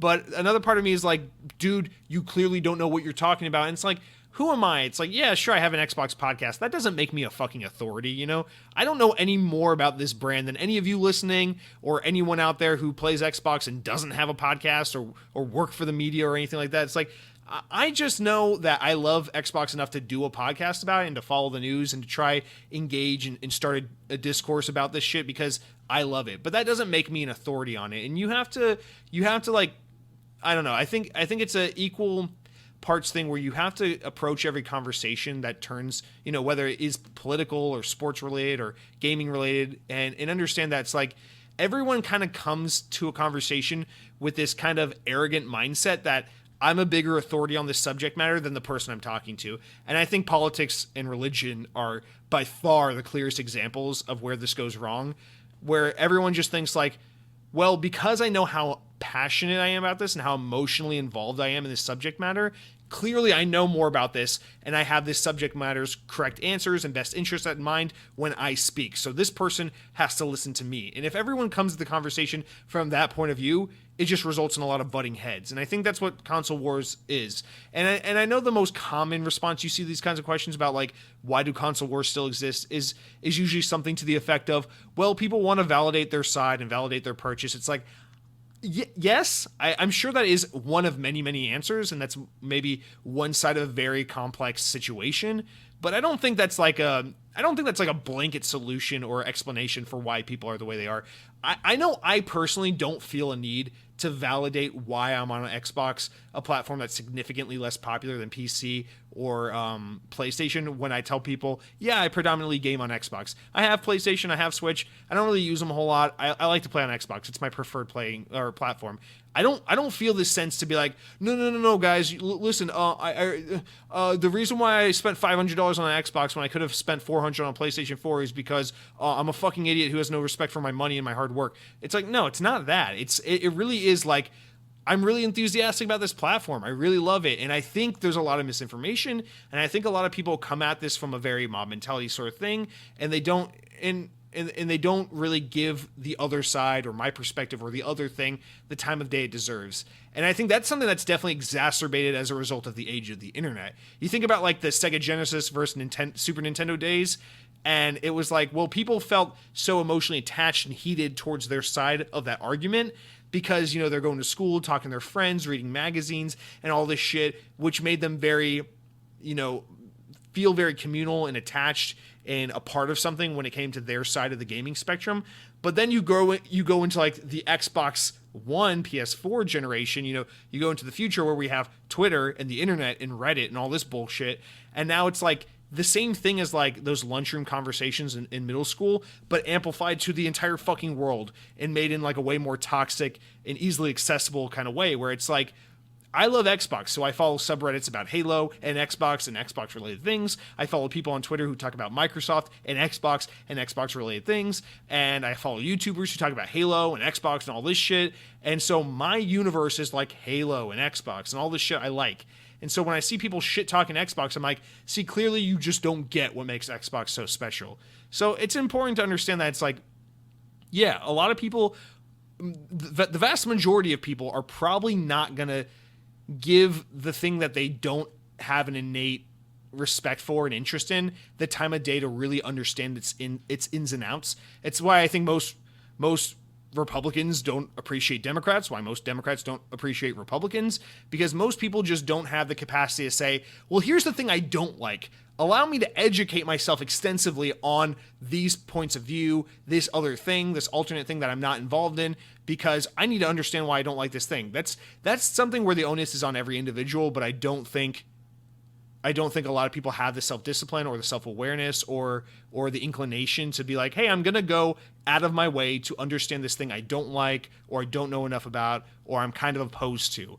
And I think that's just, it's kind of a combination of all these things. I know this is kind of a jumbled explanation, but I think it's this kind of amalgamation that results in this ignorance and this tribalism. And you see it in sports teams, you see it in politics, you see it in religion, you see it in video game consoles, which is a weird thing. But I mean, you see it in the phone space a lot, like the iPhone versus Android thing. It's like, that's one of the, like, I don't know about you, but I think the iPhone versus Android argument might be an even more absurdly stupid argument than the PlayStation versus Xbox argument, because at least with PlayStation versus Xbox, you can talk about how like they have different first party games. With iPhone versus Android, it's like, you really are fucking stupid. Like, they all do the same goddamn things. It's like, just fucking shut up. You like one phone over the other because the way it feels or the person that made it or the way the OS is laid out or whatever. It's like, it's all the same goddamn shit. Just calm your fucking horses down. So, I don't know. I appreciate this comment because it's fun to speculate on why humanity is so broken, but that console wars, it's a weird thing. I think, yes, there's a chance that the person you're talking to doesn't know as much about your side of the argument or your perspective or the thing you like, whatever your stake in that argument or that conversation is, but there's also a good chance that you don't also understand and respect their side of the argument as much as they do. And a lot of people build, relationships with the things they love just based on good memories and things like that, So maybe someone likes PlayStation because they have really great memories of playing PlayStation with their siblings or their friends or their cousins growing up, and that just makes PlayStation a really special brand for them. That's an awesome thing, and that's something that should be celebrated, that person should really, take pride in and really be happy about. And, it's not your objective or your purpose as an Xbox fan to try and rip that away from someone. So, I don't know. It just takes, I think the solution to trying in avoiding console war like discussions and avoid being part of the problem and exacerbating these situations is to just understand that whenever you approach a situation like this or you get involved in a situation like this, a conversation like this, it's like, understand that person doesn't understand your point of view nearly as much as they think they do, and you don't understand that person's point of view nearly as much as you think you do. So just be like, I can take what this person's saying with a grain of salt and just exercise a whole bunch of patience and just be like, okay, I'm listening to you. I'm hearing you out. I'm sure there's some validity to what you're saying, and there's also a lot of validity to what I'm saying, but just don't get so fixated on what other people think. I don't know. It's an interesting thing. I don't feel like I answered your question at all, or not that my objective here is to answer your question, but I don't feel like I gave you a lot of stuff to chew on here. But I don't know. Maybe it is just because of our tribal ancestry. People really do feel a need to like have a side. I don't think having a side. I'm sorry, I keep talking about this. I don't think having a side is such a bad thing as long as you're aware of that. Like. You could call me an Xbox fanboy and it won't hurt my feelings. I know I'm an Xbox fanboy. You can call me a Microsoft fanboy. That doesn't upset me. Like, I know I'm a Surface fanboy when it comes to, Microsoft stuff. Like, I know I spent way too much money buying exclusively Surface products when I could find, other versions of these kinds of 2-in-1 computers and earbuds and smartphones for far less money. Things that do almost the same thing for far less money. It's like, I get that I'm a fanboy. But I think it's important that you own that and that you are aware of that. So that's another important aspect of this is like understand your own bias and understand your own allegiances, And if you're mindful of those things, then maybe you can come into situations, not thinking you're an almighty God, but just also acknowledging that you're a human who has your own preferences. Except when it comes to politics, where there should be no sides. Everyone should be an independent because no one should blindly agree ideologically with a blanket statement of beliefs. They should just cherry pick the things that they believe based on a case-by-case basis. But that is a different conversation. and that is one ground I will just simply not cede. So that is a nice way to unravel all my logic there. Now, what I've been eating? Let's get away from the comments. Remember, don't be shy. Reply. Comments come from YouTube. If you're commenting anywhere else, that's a big old waste of time because I'm not going to see them. Rate the show 5 stars. Sometimes we talk about Xbox on this podcast, and we're going to get to some news, but I got to tell you what I've been eating, which is some Disney pizza. I finally made it back to Disney's Hollywood Studios theme park this week. What a great day. I had some Disney pizza. We're not going to expound on this because we've talked way too much about food. I also made a fish curry a couple nights ago that was pretty damn good, so I'm going to brag about that as well. So, what I've been playing some Halo 5. I've been playing some Forge custom games, some competitive multiplayer. My brother made me download a game on computer called Among Us. It's on Steam.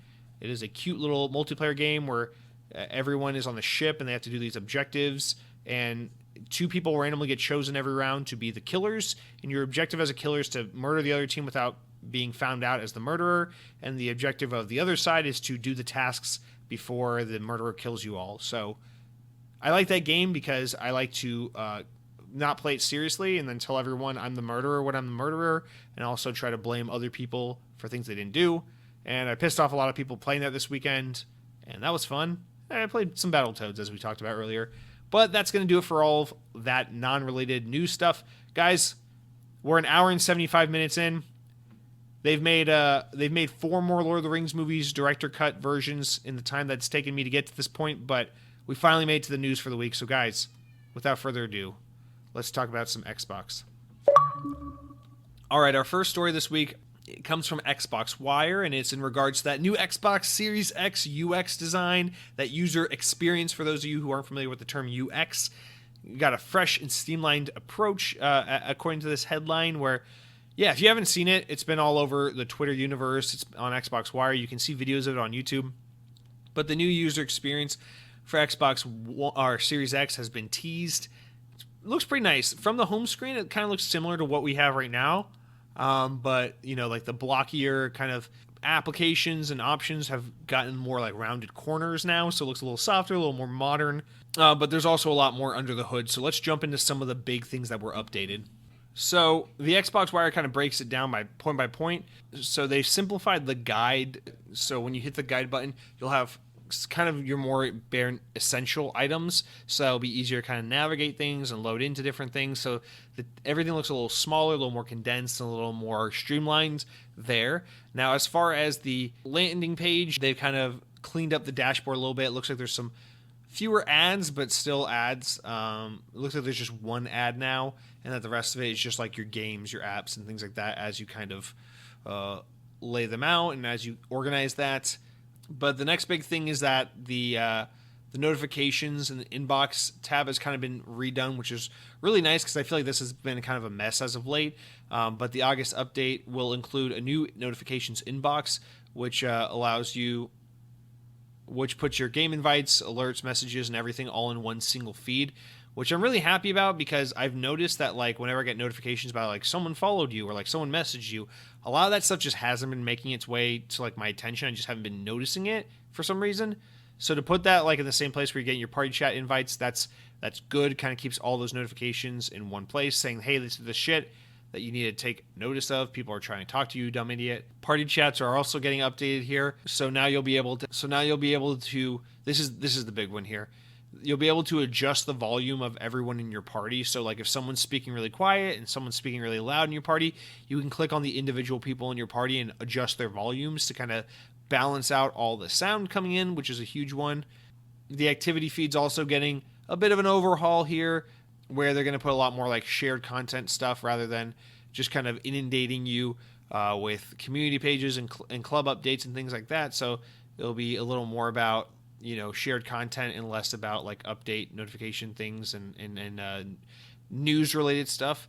But I think the bigger thing, the biggest part of this whole update, or at least in my opinion, is how they're bringing this kind of uniform change to all versions of it, whether it's the Xbox app on PC, on Game Bar, the xCloud app on Android, or the actual Xbox like console. They're kind of universally changing the whole thing to be one similar UI, so everything looks a little more uniform and clean and familiar. I think that's a huge thing, and the other huge thing is that you can kind of customize the way things look So if you want to go into the settings, you can get really fucking nerdy with it. So the console is going to be getting like all the really nerdy, nitty gritty things where you can change like the cap size, the font size, the text size, the type of text, the coloring of all the different kind of options. So you can really customize everything about how your icons look and how your text looks and everything on your Xbox, and really personalize and color and size everything to be just the way it works best for you.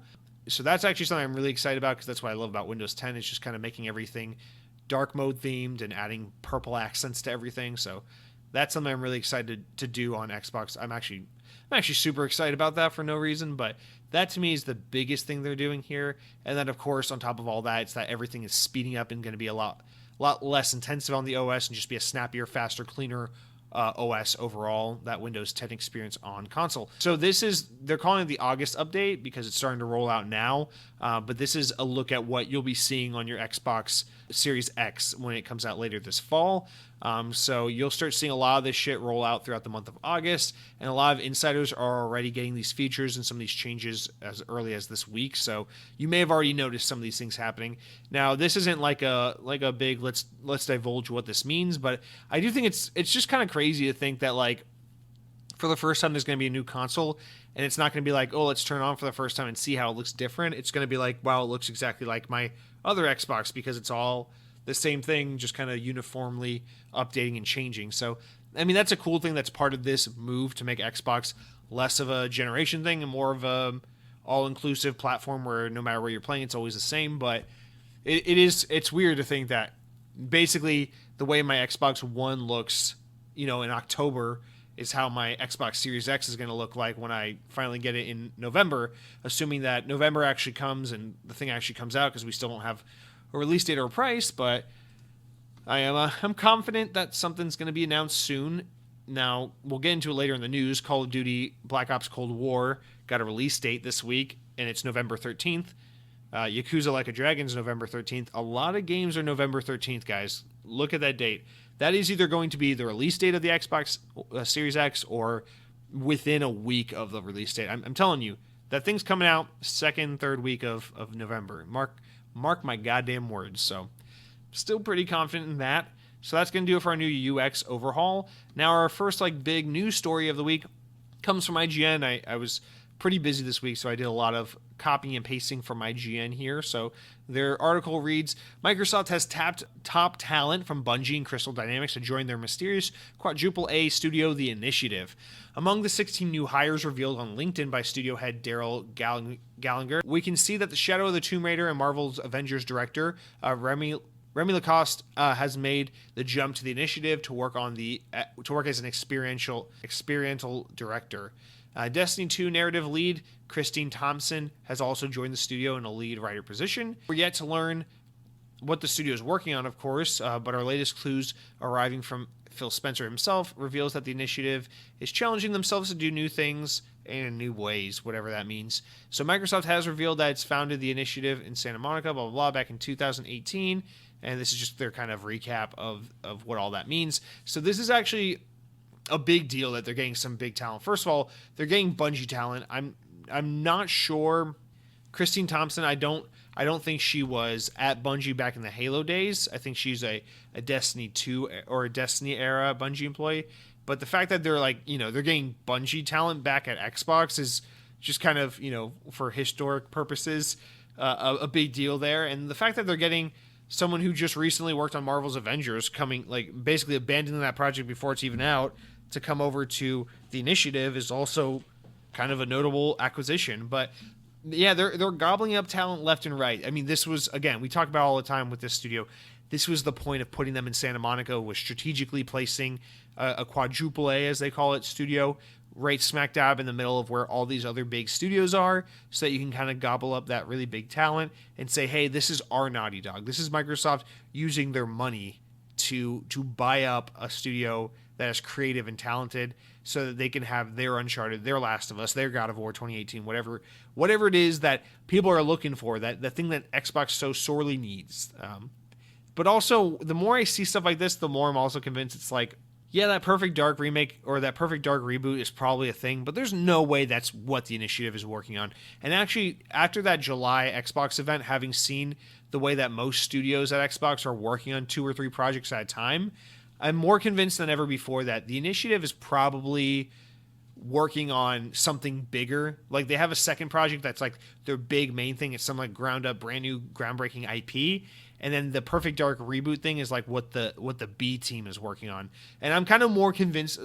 This was kind of my assertion back in the day, and now I'm kind of reconvincing myself of it because we didn't see, that Perfect Dark reboot back in July, because we're seeing them continue to hire big talent and continue to grow. I'm just guessing that this team is not working on. You're not getting the lead writer from Destiny 2 and studio head of Crystal Dynamics and all these kinds of really notable people. You're not just getting them all so that you can make a Perfect Dark reboot. Again, I'm not saying they couldn't do amazing things with that property. I just don't believe they're going to blow the world's socks off by getting the biggest talent in gaming and being like, okay, guys, go remake this game that no one liked on the Xbox 360 and that was moderately popular on the N64, but also not that big a deal. So they gotta be doing something bigger than just a Perfect Dark reboot, and I'm more convinced than ever before about that. So I don't know when we'll see that, but it's interesting to see them continue to gobble up all this big talent. And just as a big side note, the fact that they've got Drew Murray, formerly of Insomniac, at that studio just has me so excited. That's the thing I'm most excited about. I can't wait to see what that team cooks up with just so many fucking awesome, notable people, especially a guy like Drew Murray, one of my favorite developers from one of my favorite studios. Really, really can't wait to finally get some kind of concrete update on what that team is going to do. Next up, Microsoft has filed a statement in support of Epic's request to keep access to the Apple SDK for its Unreal Engine. Microsoft believes that Epic having access to the latest Apple technology is the right thing for gamers and developers, according to a filing that was posted on Twitter by head of Xbox Phil Spencer, which was a declaration by Kevin Gamil, the general manager of gaming development experiences at Microsoft, who describes how harmful this potential move by Apple could be for Microsoft and the gaming industry as a whole. The main purpose of this was the fact that Epic's Unreal Engine is, quote, critical technology for numerous game creators, including Microsoft. While there are many studios who develop their own game engines, Unreal Engine remains of the top choices for those who don't have the resources and capabilities to do so.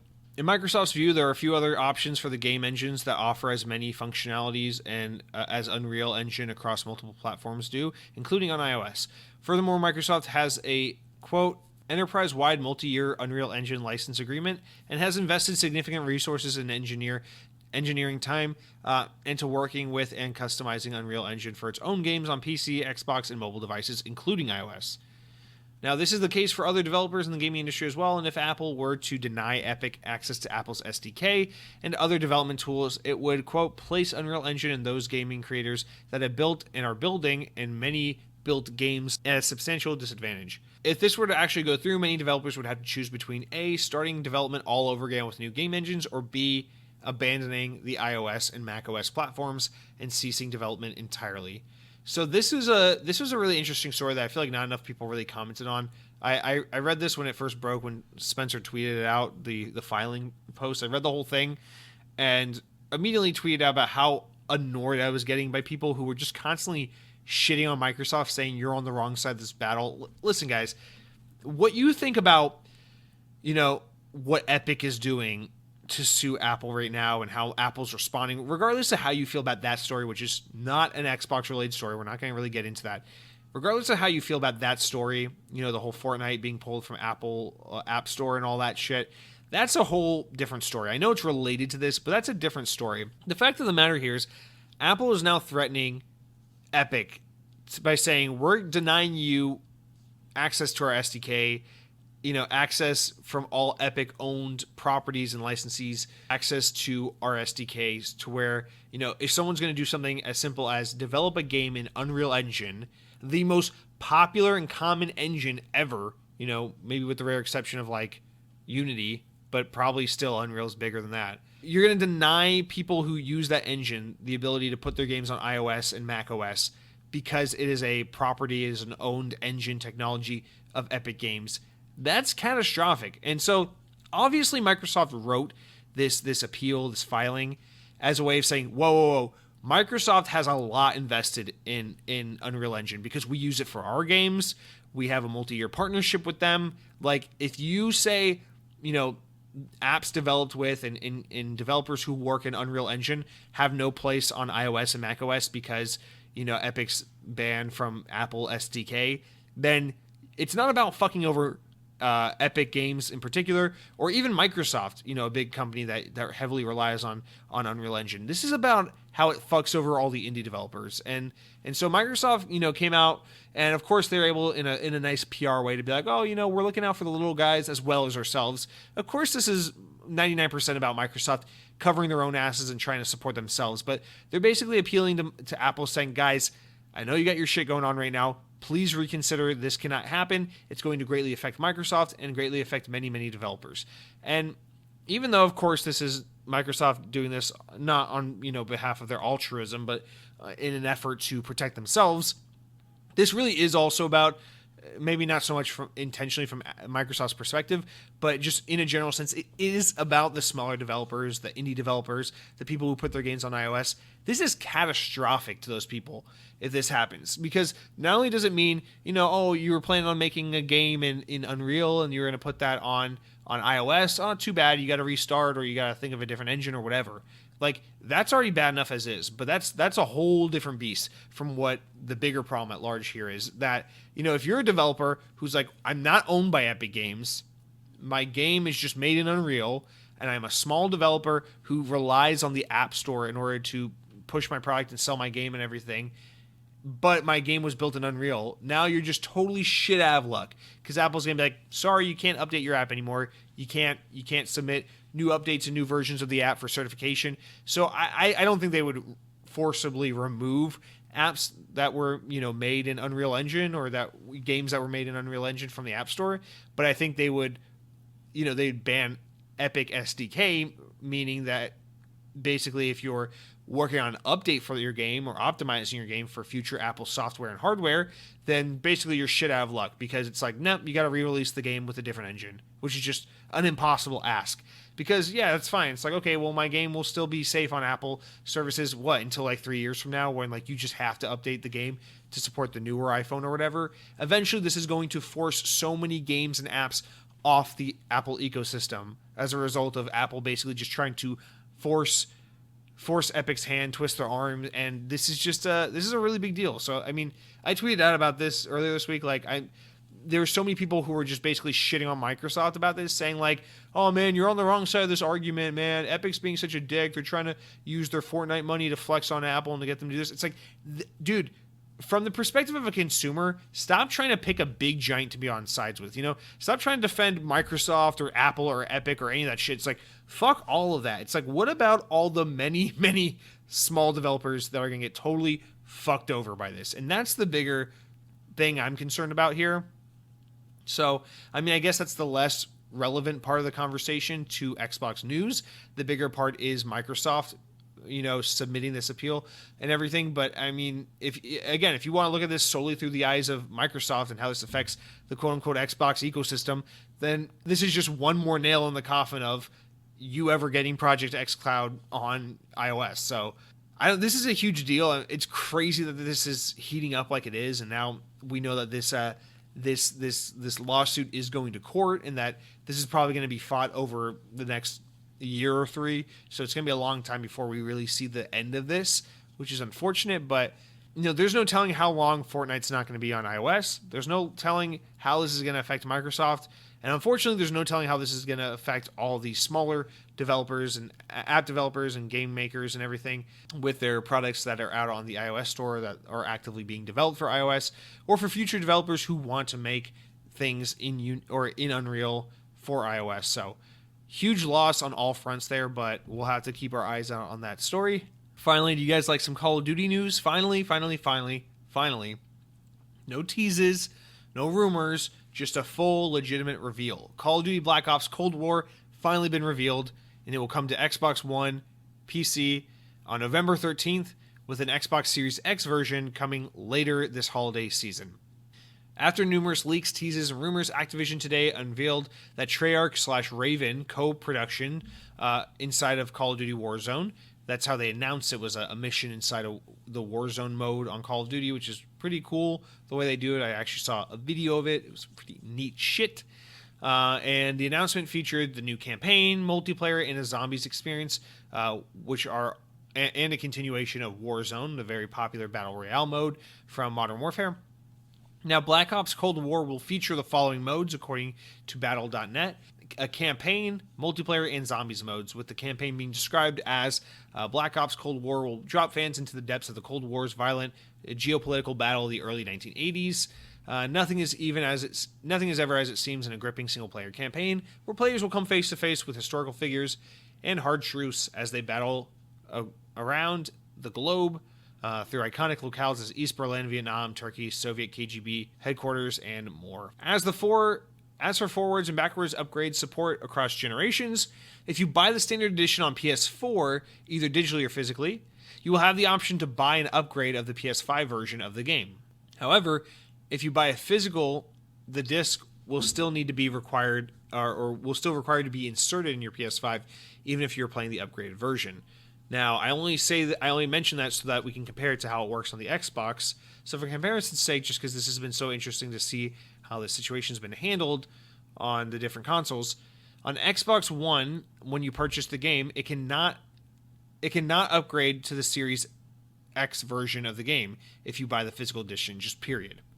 Upgrades for digital editions of the Xbox One are currently being evaluated, according to Activision.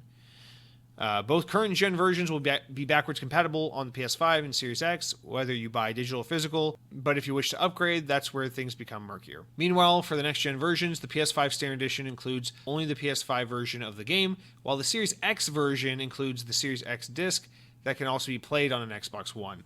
And there is a digital cross-gen version available, which entitles players to both current and next-gen versions of the game. Black Ops Cold War features cross-play support across current next-gen consoles, as well as cross-progression across included modes.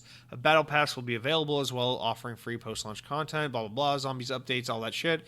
Warzone will, of course, continue in the game, and Black Ops creator Treyarch will be handling the multiplayer for this year's outgoing. Black Ops Cold War, the campaign has been handled by Raven, the studio's first original game project since 2010's Singularity. The campaign is a direct sequel to 2010's Black Ops 1 and will feature the original characters Mason, Woods, and Hudson, although you'll play as a customizable player character, which is weird. As for Call of Duty Warzone, Modern Warfare's wildly popular Battle Royale, we know that Black Ops Cold War will be integrated into the existing game, but details remain scarce. There's a lot to unpack here, so yeah, first of all, let's get all the Call of Duty stuff out of the way so we can talk about the backwards compatibility shit afterwards.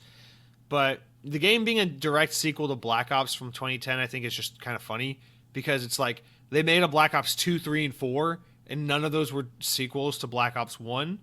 But now we get a different studio making a campaign in the Black Ops universe, and they're finally like, oh yeah, let's give people the sequel to the one Black Ops that was actually good. So I just find that kind of funny as a side note, but this is interesting because it kind of reveals what was happening all along. So the campaign is being handled by Raven, and the multiplayer is being handled by Treyarch. I actually like this idea a lot because, well, first of all, Treyarch's kind of proven themselves over the year to be the absolute S tier, like gold standard for Call of Duty multiplayer, right? They're the ones that most people go to as like the de facto Call of Duty gaming experience, right? It's Treyarch, right? Okay, so that's fine. That makes sense. Now, the rumor forever was that Raven was kind of in shit, and then Treyarch had to jump in and kind of take over things. But I mean, I'm sure there's still some truth or something to that story. But the interesting thing here is it was conveyed to us as a rumor, as more of like Raven was making the whole package and was running into some trouble, and then Treyarch inherited the project and finished things up. And Raven would still get credit for some of it, or like co-credit, but wasn't going to get full credit for the thing. But now it's being presented to us more like, no, Treyarch's making the multiplayer, Raven's making the campaign. Which kind of makes sense in the sense that, well, Treyarch botched the campaign last time they tried to do that with Black Ops 4, so they scrapped it all together. And then Raven, they were well known as a narrative driven or regular game making studio. They weren't really a multiplayer studio before they were acquired by Activision. So this is kind of them going back to their roots, so to speak. So this is really cool to see Raven going back. They say first campaign they've made, first story driven campaign that they've made since in 2010 when they made Singularity, which is a really interesting game. I always wanted to play that, but I never did.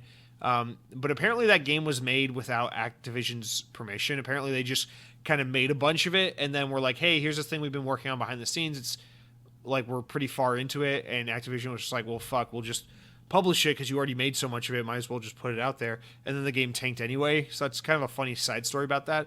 But also Raven was a studio that made that pretty good X-Men Origins game back in 2009, so I think they made one of the Wolfenstein games that was pretty good. So they have a good track record for making some pretty solid games, so it's really exciting to see Raven, even though it's still just Call of Duty, it's really exciting to see them get the spotlight again and get the kind of campaign and story credit again in a game. Although it's really unfortunate, that they're really not allowed to do anything that's not Call of Duty now that they're Activision owned. But this has me pretty excited. The 1-2 punch of like, oh, it's a sequel to a Call of Duty that I vaguely remember because that was back, Black Ops 1 was back when I still cared about Call of Duty regularly, and it's being handled by Raven. That's like, that has me intrigued. I'm like, that actually sounds like a pretty interesting looking Call of Duty game. Plus, I thought the trailer seemed pretty enticing. But then they're like, oh yeah, it'll have all the characters you remember, but you're not going to play as them. You're just going to create your own generic customizable character, and that's who you play as. And that's disappointing to me because I hate that stuff. That right there tells you it's going to be somewhat disappointing because it means your character's going to be a mute, and because you can create who they are, they're not going to have any real gripping narrative connection to the story. It's just going to kind of be there. You're just going to be a block, kind of a vehicle to push things forward.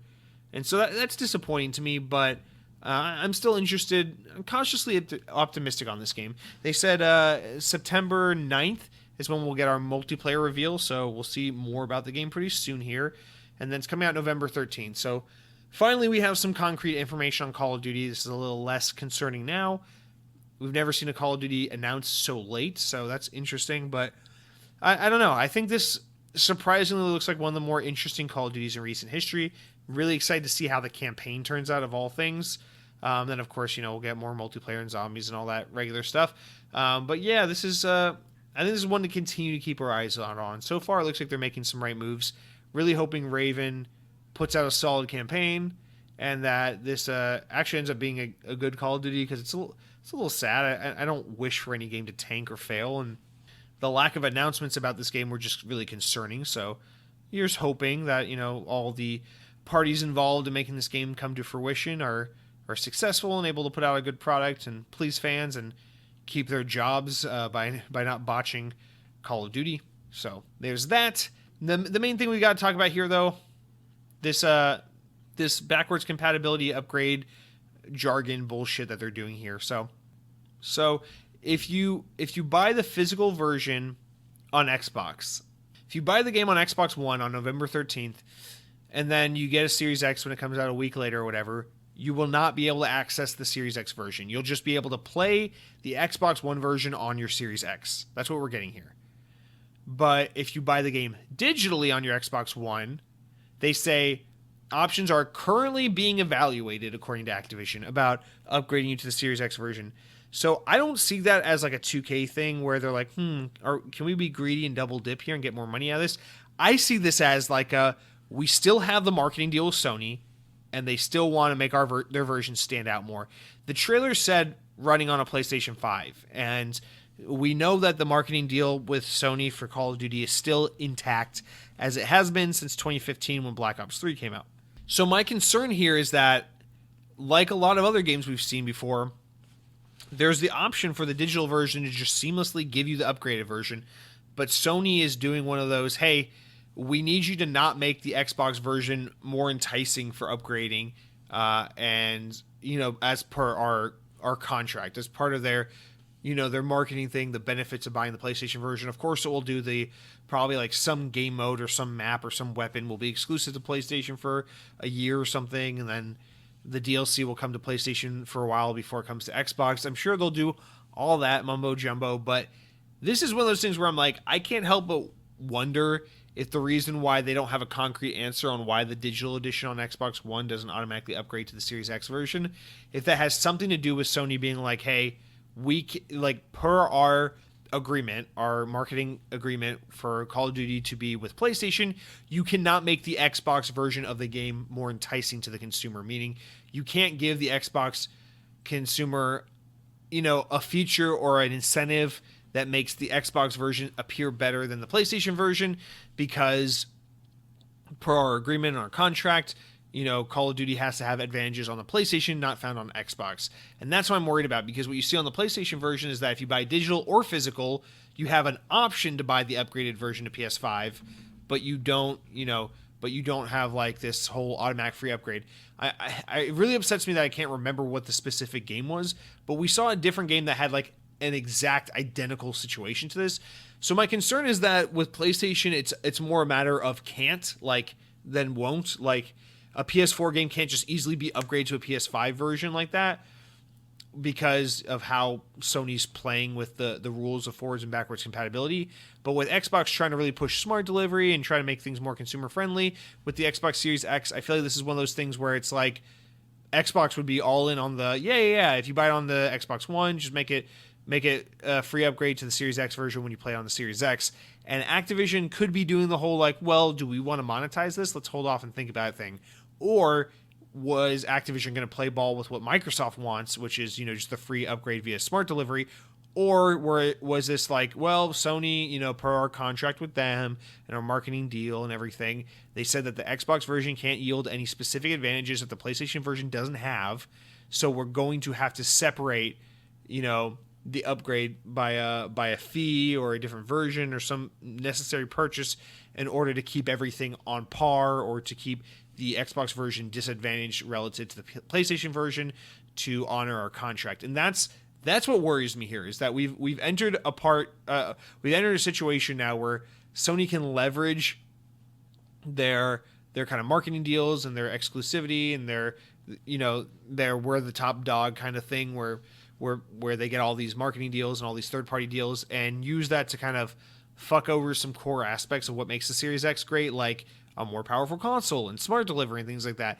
I just don't want to see us fall into the situation of wow, the Xbox has the potential to do all these things, but none of these third-party games will fucking take advantage of it because PlayStation.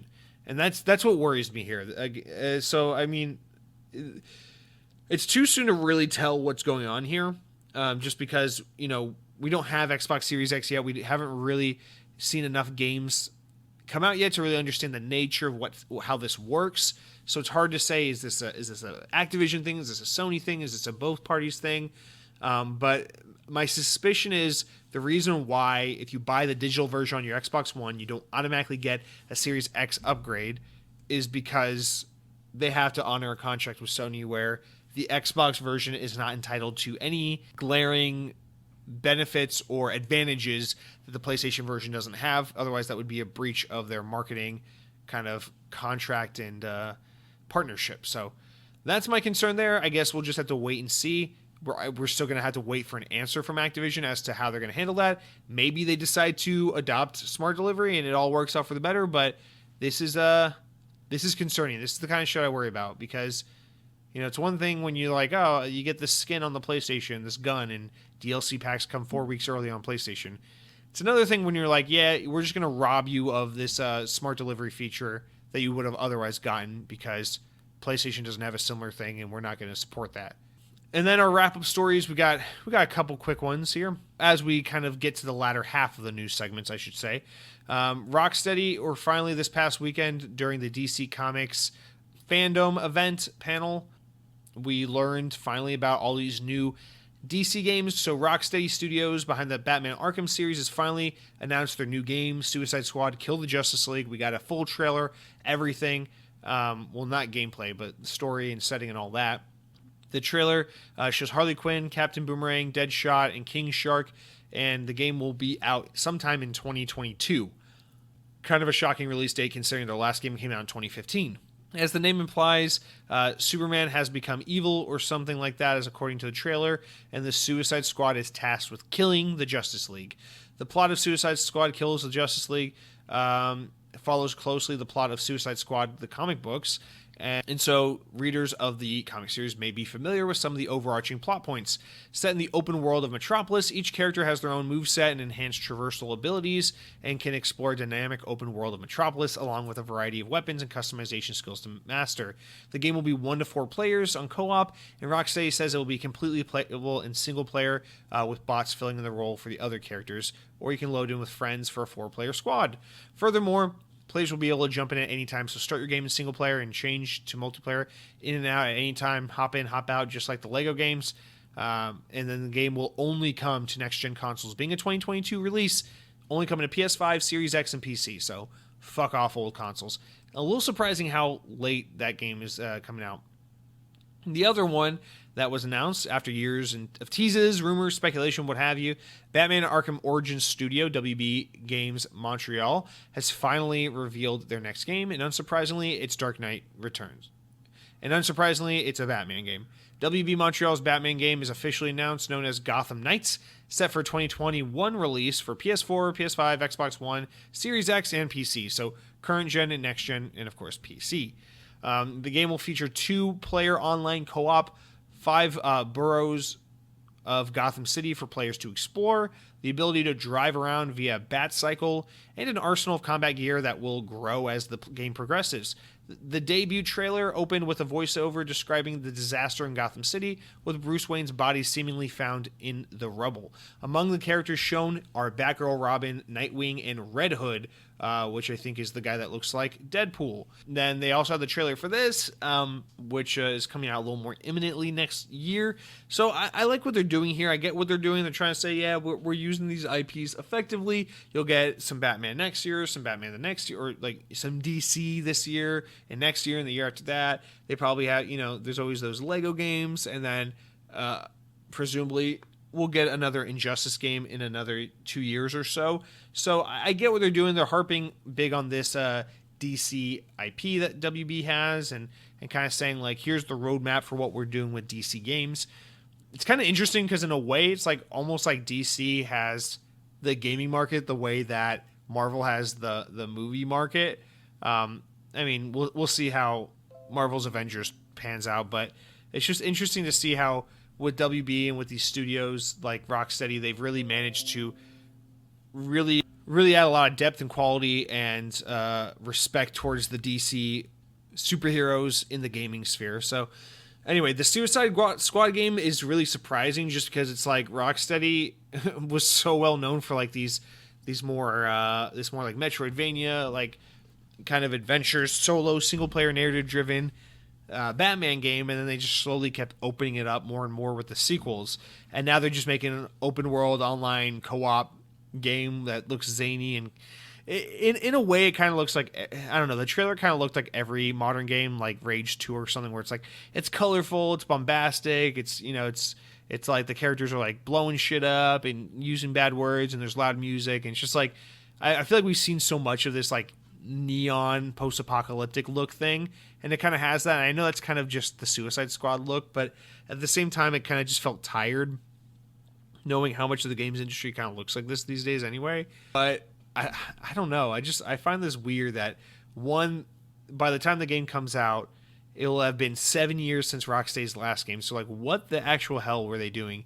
I know they made that Batman VR experience on PlayStation VR a few years ago, but really, their last game was Batman Arkham Knight, whatever the one 2015 was, and now their next game won't be till 2022, and it's the Suicide Squad game. So that's just absolutely insane to me that it took them this long to come up with a new game. And then, of course, WB Montreal, they made the Batman Arkham Origins game, and now they're kind of continuing to make Batman games. But the weird thing here is, from what I read or from what I could find, it seems like Suicide Squad, despite looking nothing like the previous Rocksteady Batman games, is set in the Batman Arkham universe.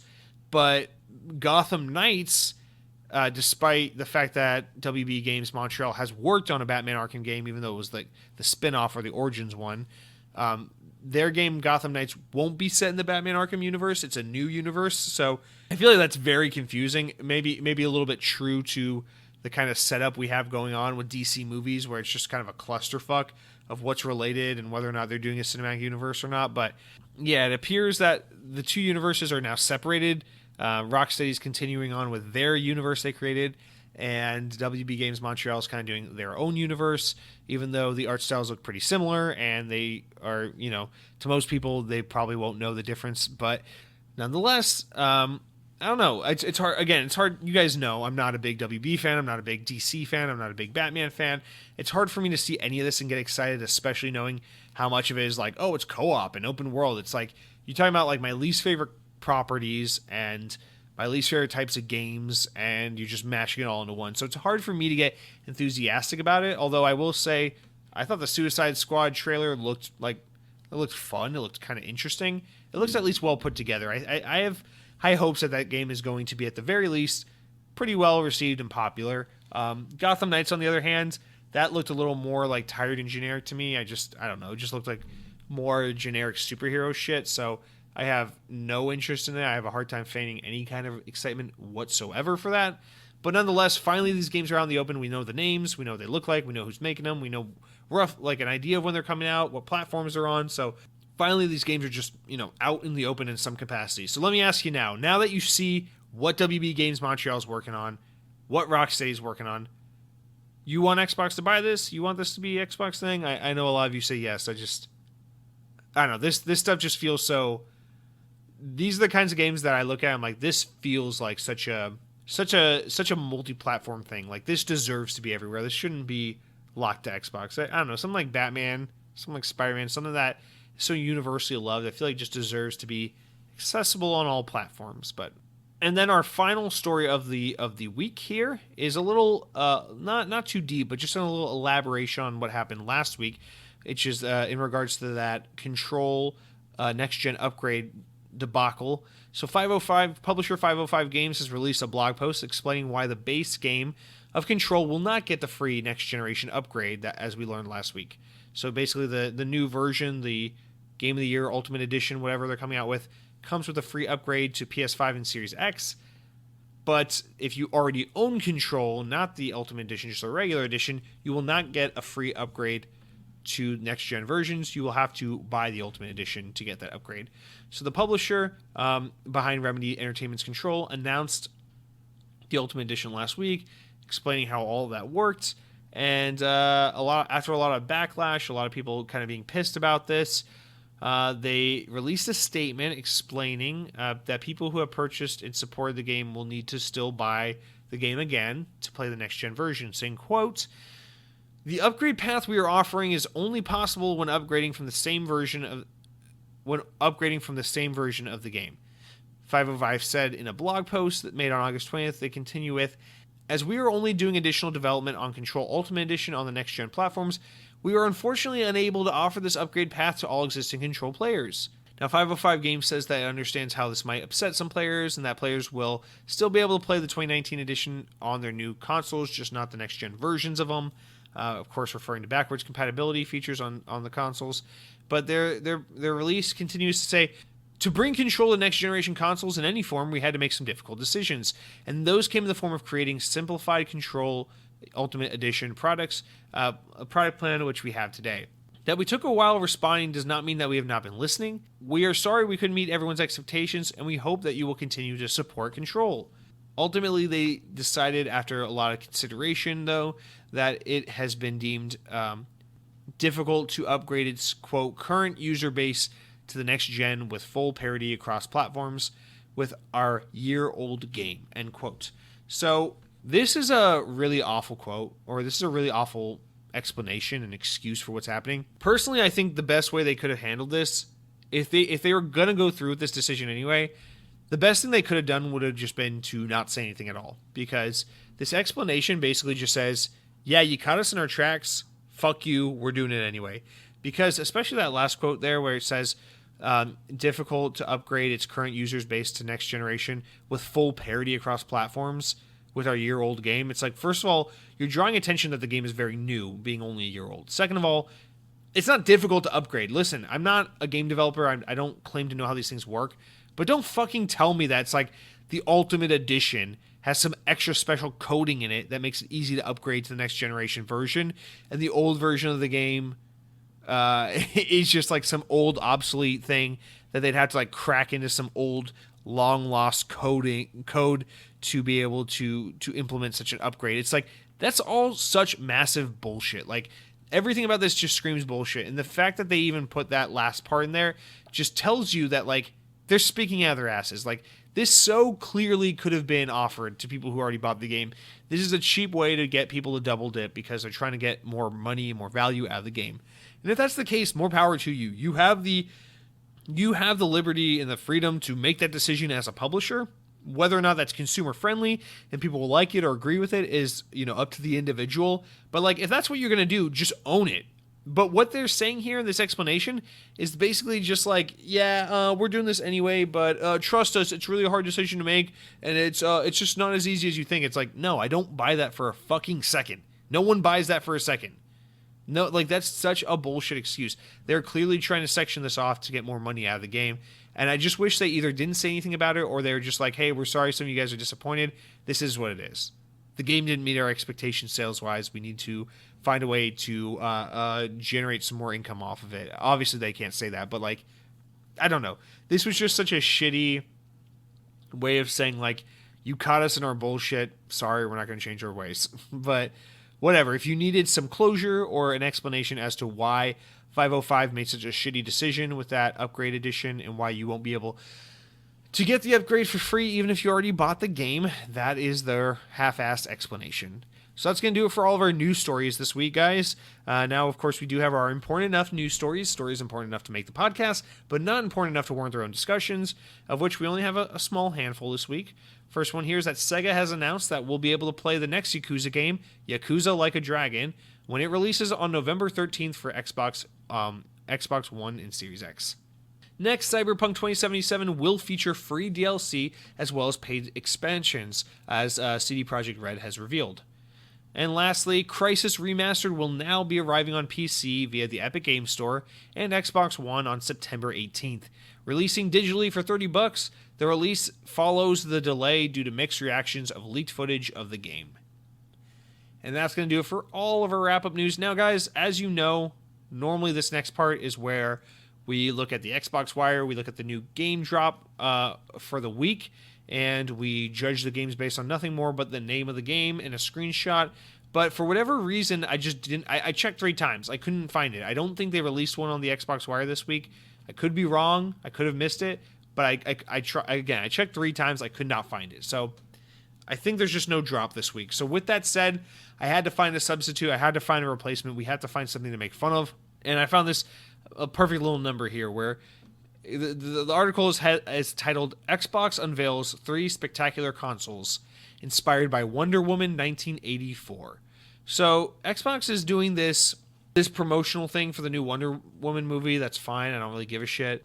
So they're holding this sweepstakes from now until September 17th, where fans can enter for a chance to win one of 3 new Xboxes. It's a fun Xbox One X console, and all you gotta do is like or retweet the Xbox sweepstake tweet, and then you're entered in for a chance to win one of these 3 Wonder Woman themed consoles. But the thing is, it's not like a cool console. It's not like that Halo or Gears of War console where it has like some different colors and some art sketched on it. It's like the first one's like, okay, that's kind of weird, right? It's a gold Xbox One X with a gold controller, and it says in big bold and letter, it has like engraved on it Wonder Woman 84, and it has like this big like eagle flapping its wings. It's like all this texture and extra plastic added onto the console. It's like, okay, that's a little weird, that's a little over the top, but I can live with it. And then they just go totally whack shit crazy and get worse and worse, where the next one is an orange Xbox One X, which I'm like, okay, that's pretty cool. And then it has this giant like colorful Wonder Woman logo on it. I'm like, okay, I can, whatever. And then on top of that, they just have a golden lasso that's just like wrapped around the fucking console and glued onto it. I'm like, okay, that's fucking weird. And then the controller's like the rainbow colorful Wonder Woman logo thing. I'm like, okay, that's fine, whatever.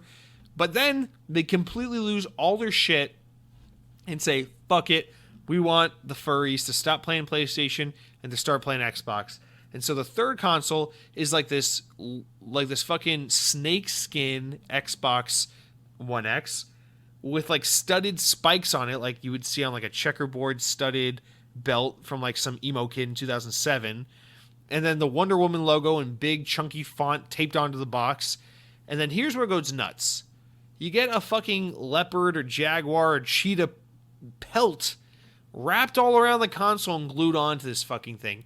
It's a goddamn console for furries. It is a furry, hairy, cheetah print Xbox.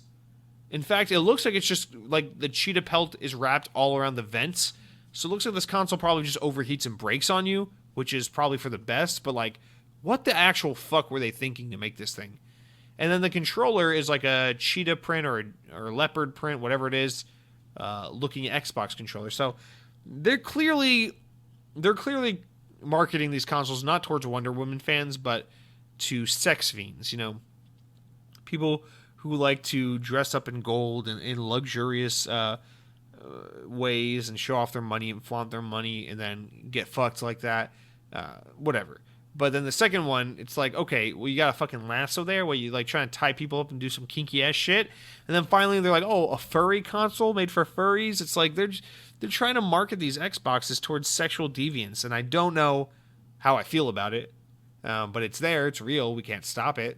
And I just don't know what to say. You can retweet or like the tweet to enter in for a chance to win one of these 3 consoles. But quite honestly, if you are listening to this podcast and you enter in for the sweepstakes and you win one of these consoles, don't tell us. In fact, just be very ashamed of yourself. Just keep that to yourself. That is a very shameful thing to win. That is a very shameful position to be in. And these are disgusting and alarming, and I want nothing to do with it. And I wish we just got a game drop instead this week, but no. Instead, we got furry consoles. So I hope you're fucking happy. Now, as a reminder, with Games of Gold, for the rest of the month, you got Portal Knights, which you can download. You got Override Mech City Brawl until September 15th. MX Unleashed, you missed it. It's gone. Red Faction 2, you got it till the 31st, so go ahead and download that. Those are your Games of Gold, so please make sure you're making the most of your Gold subscription and getting that $80 of value in 2000 Gamer Score downloaded onto your console. Now, guys, that's going to do it for our episode this week. It went on a little long. I'm feeling extra tired. My throat actually hurts from talking so much. I don't know why we keep talking about food so much. This show is almost entirely about cultural food, and I love that, but let me know. Do we need to change the podcast? Does it need to stop being about Xbox? Do we need to start talking about food more than... I just don't know. But, yeah, that's another episode in the bags, episode 64. Sucker will be live on Thursday at 9 a.m. Eastern Time, the only time zone I recognize as a East Coast American. And that's going to do it. We'll see you guys next week. Eric is going to play us out with one of his beautiful lullabies. And remember, folks, even though we don't know when we'll be able to do so, as soon as we get our hands on an Xbox Series X, we'll be able to power our dreams. Power your dreams, you Wonder Woman furry-loving cucklords.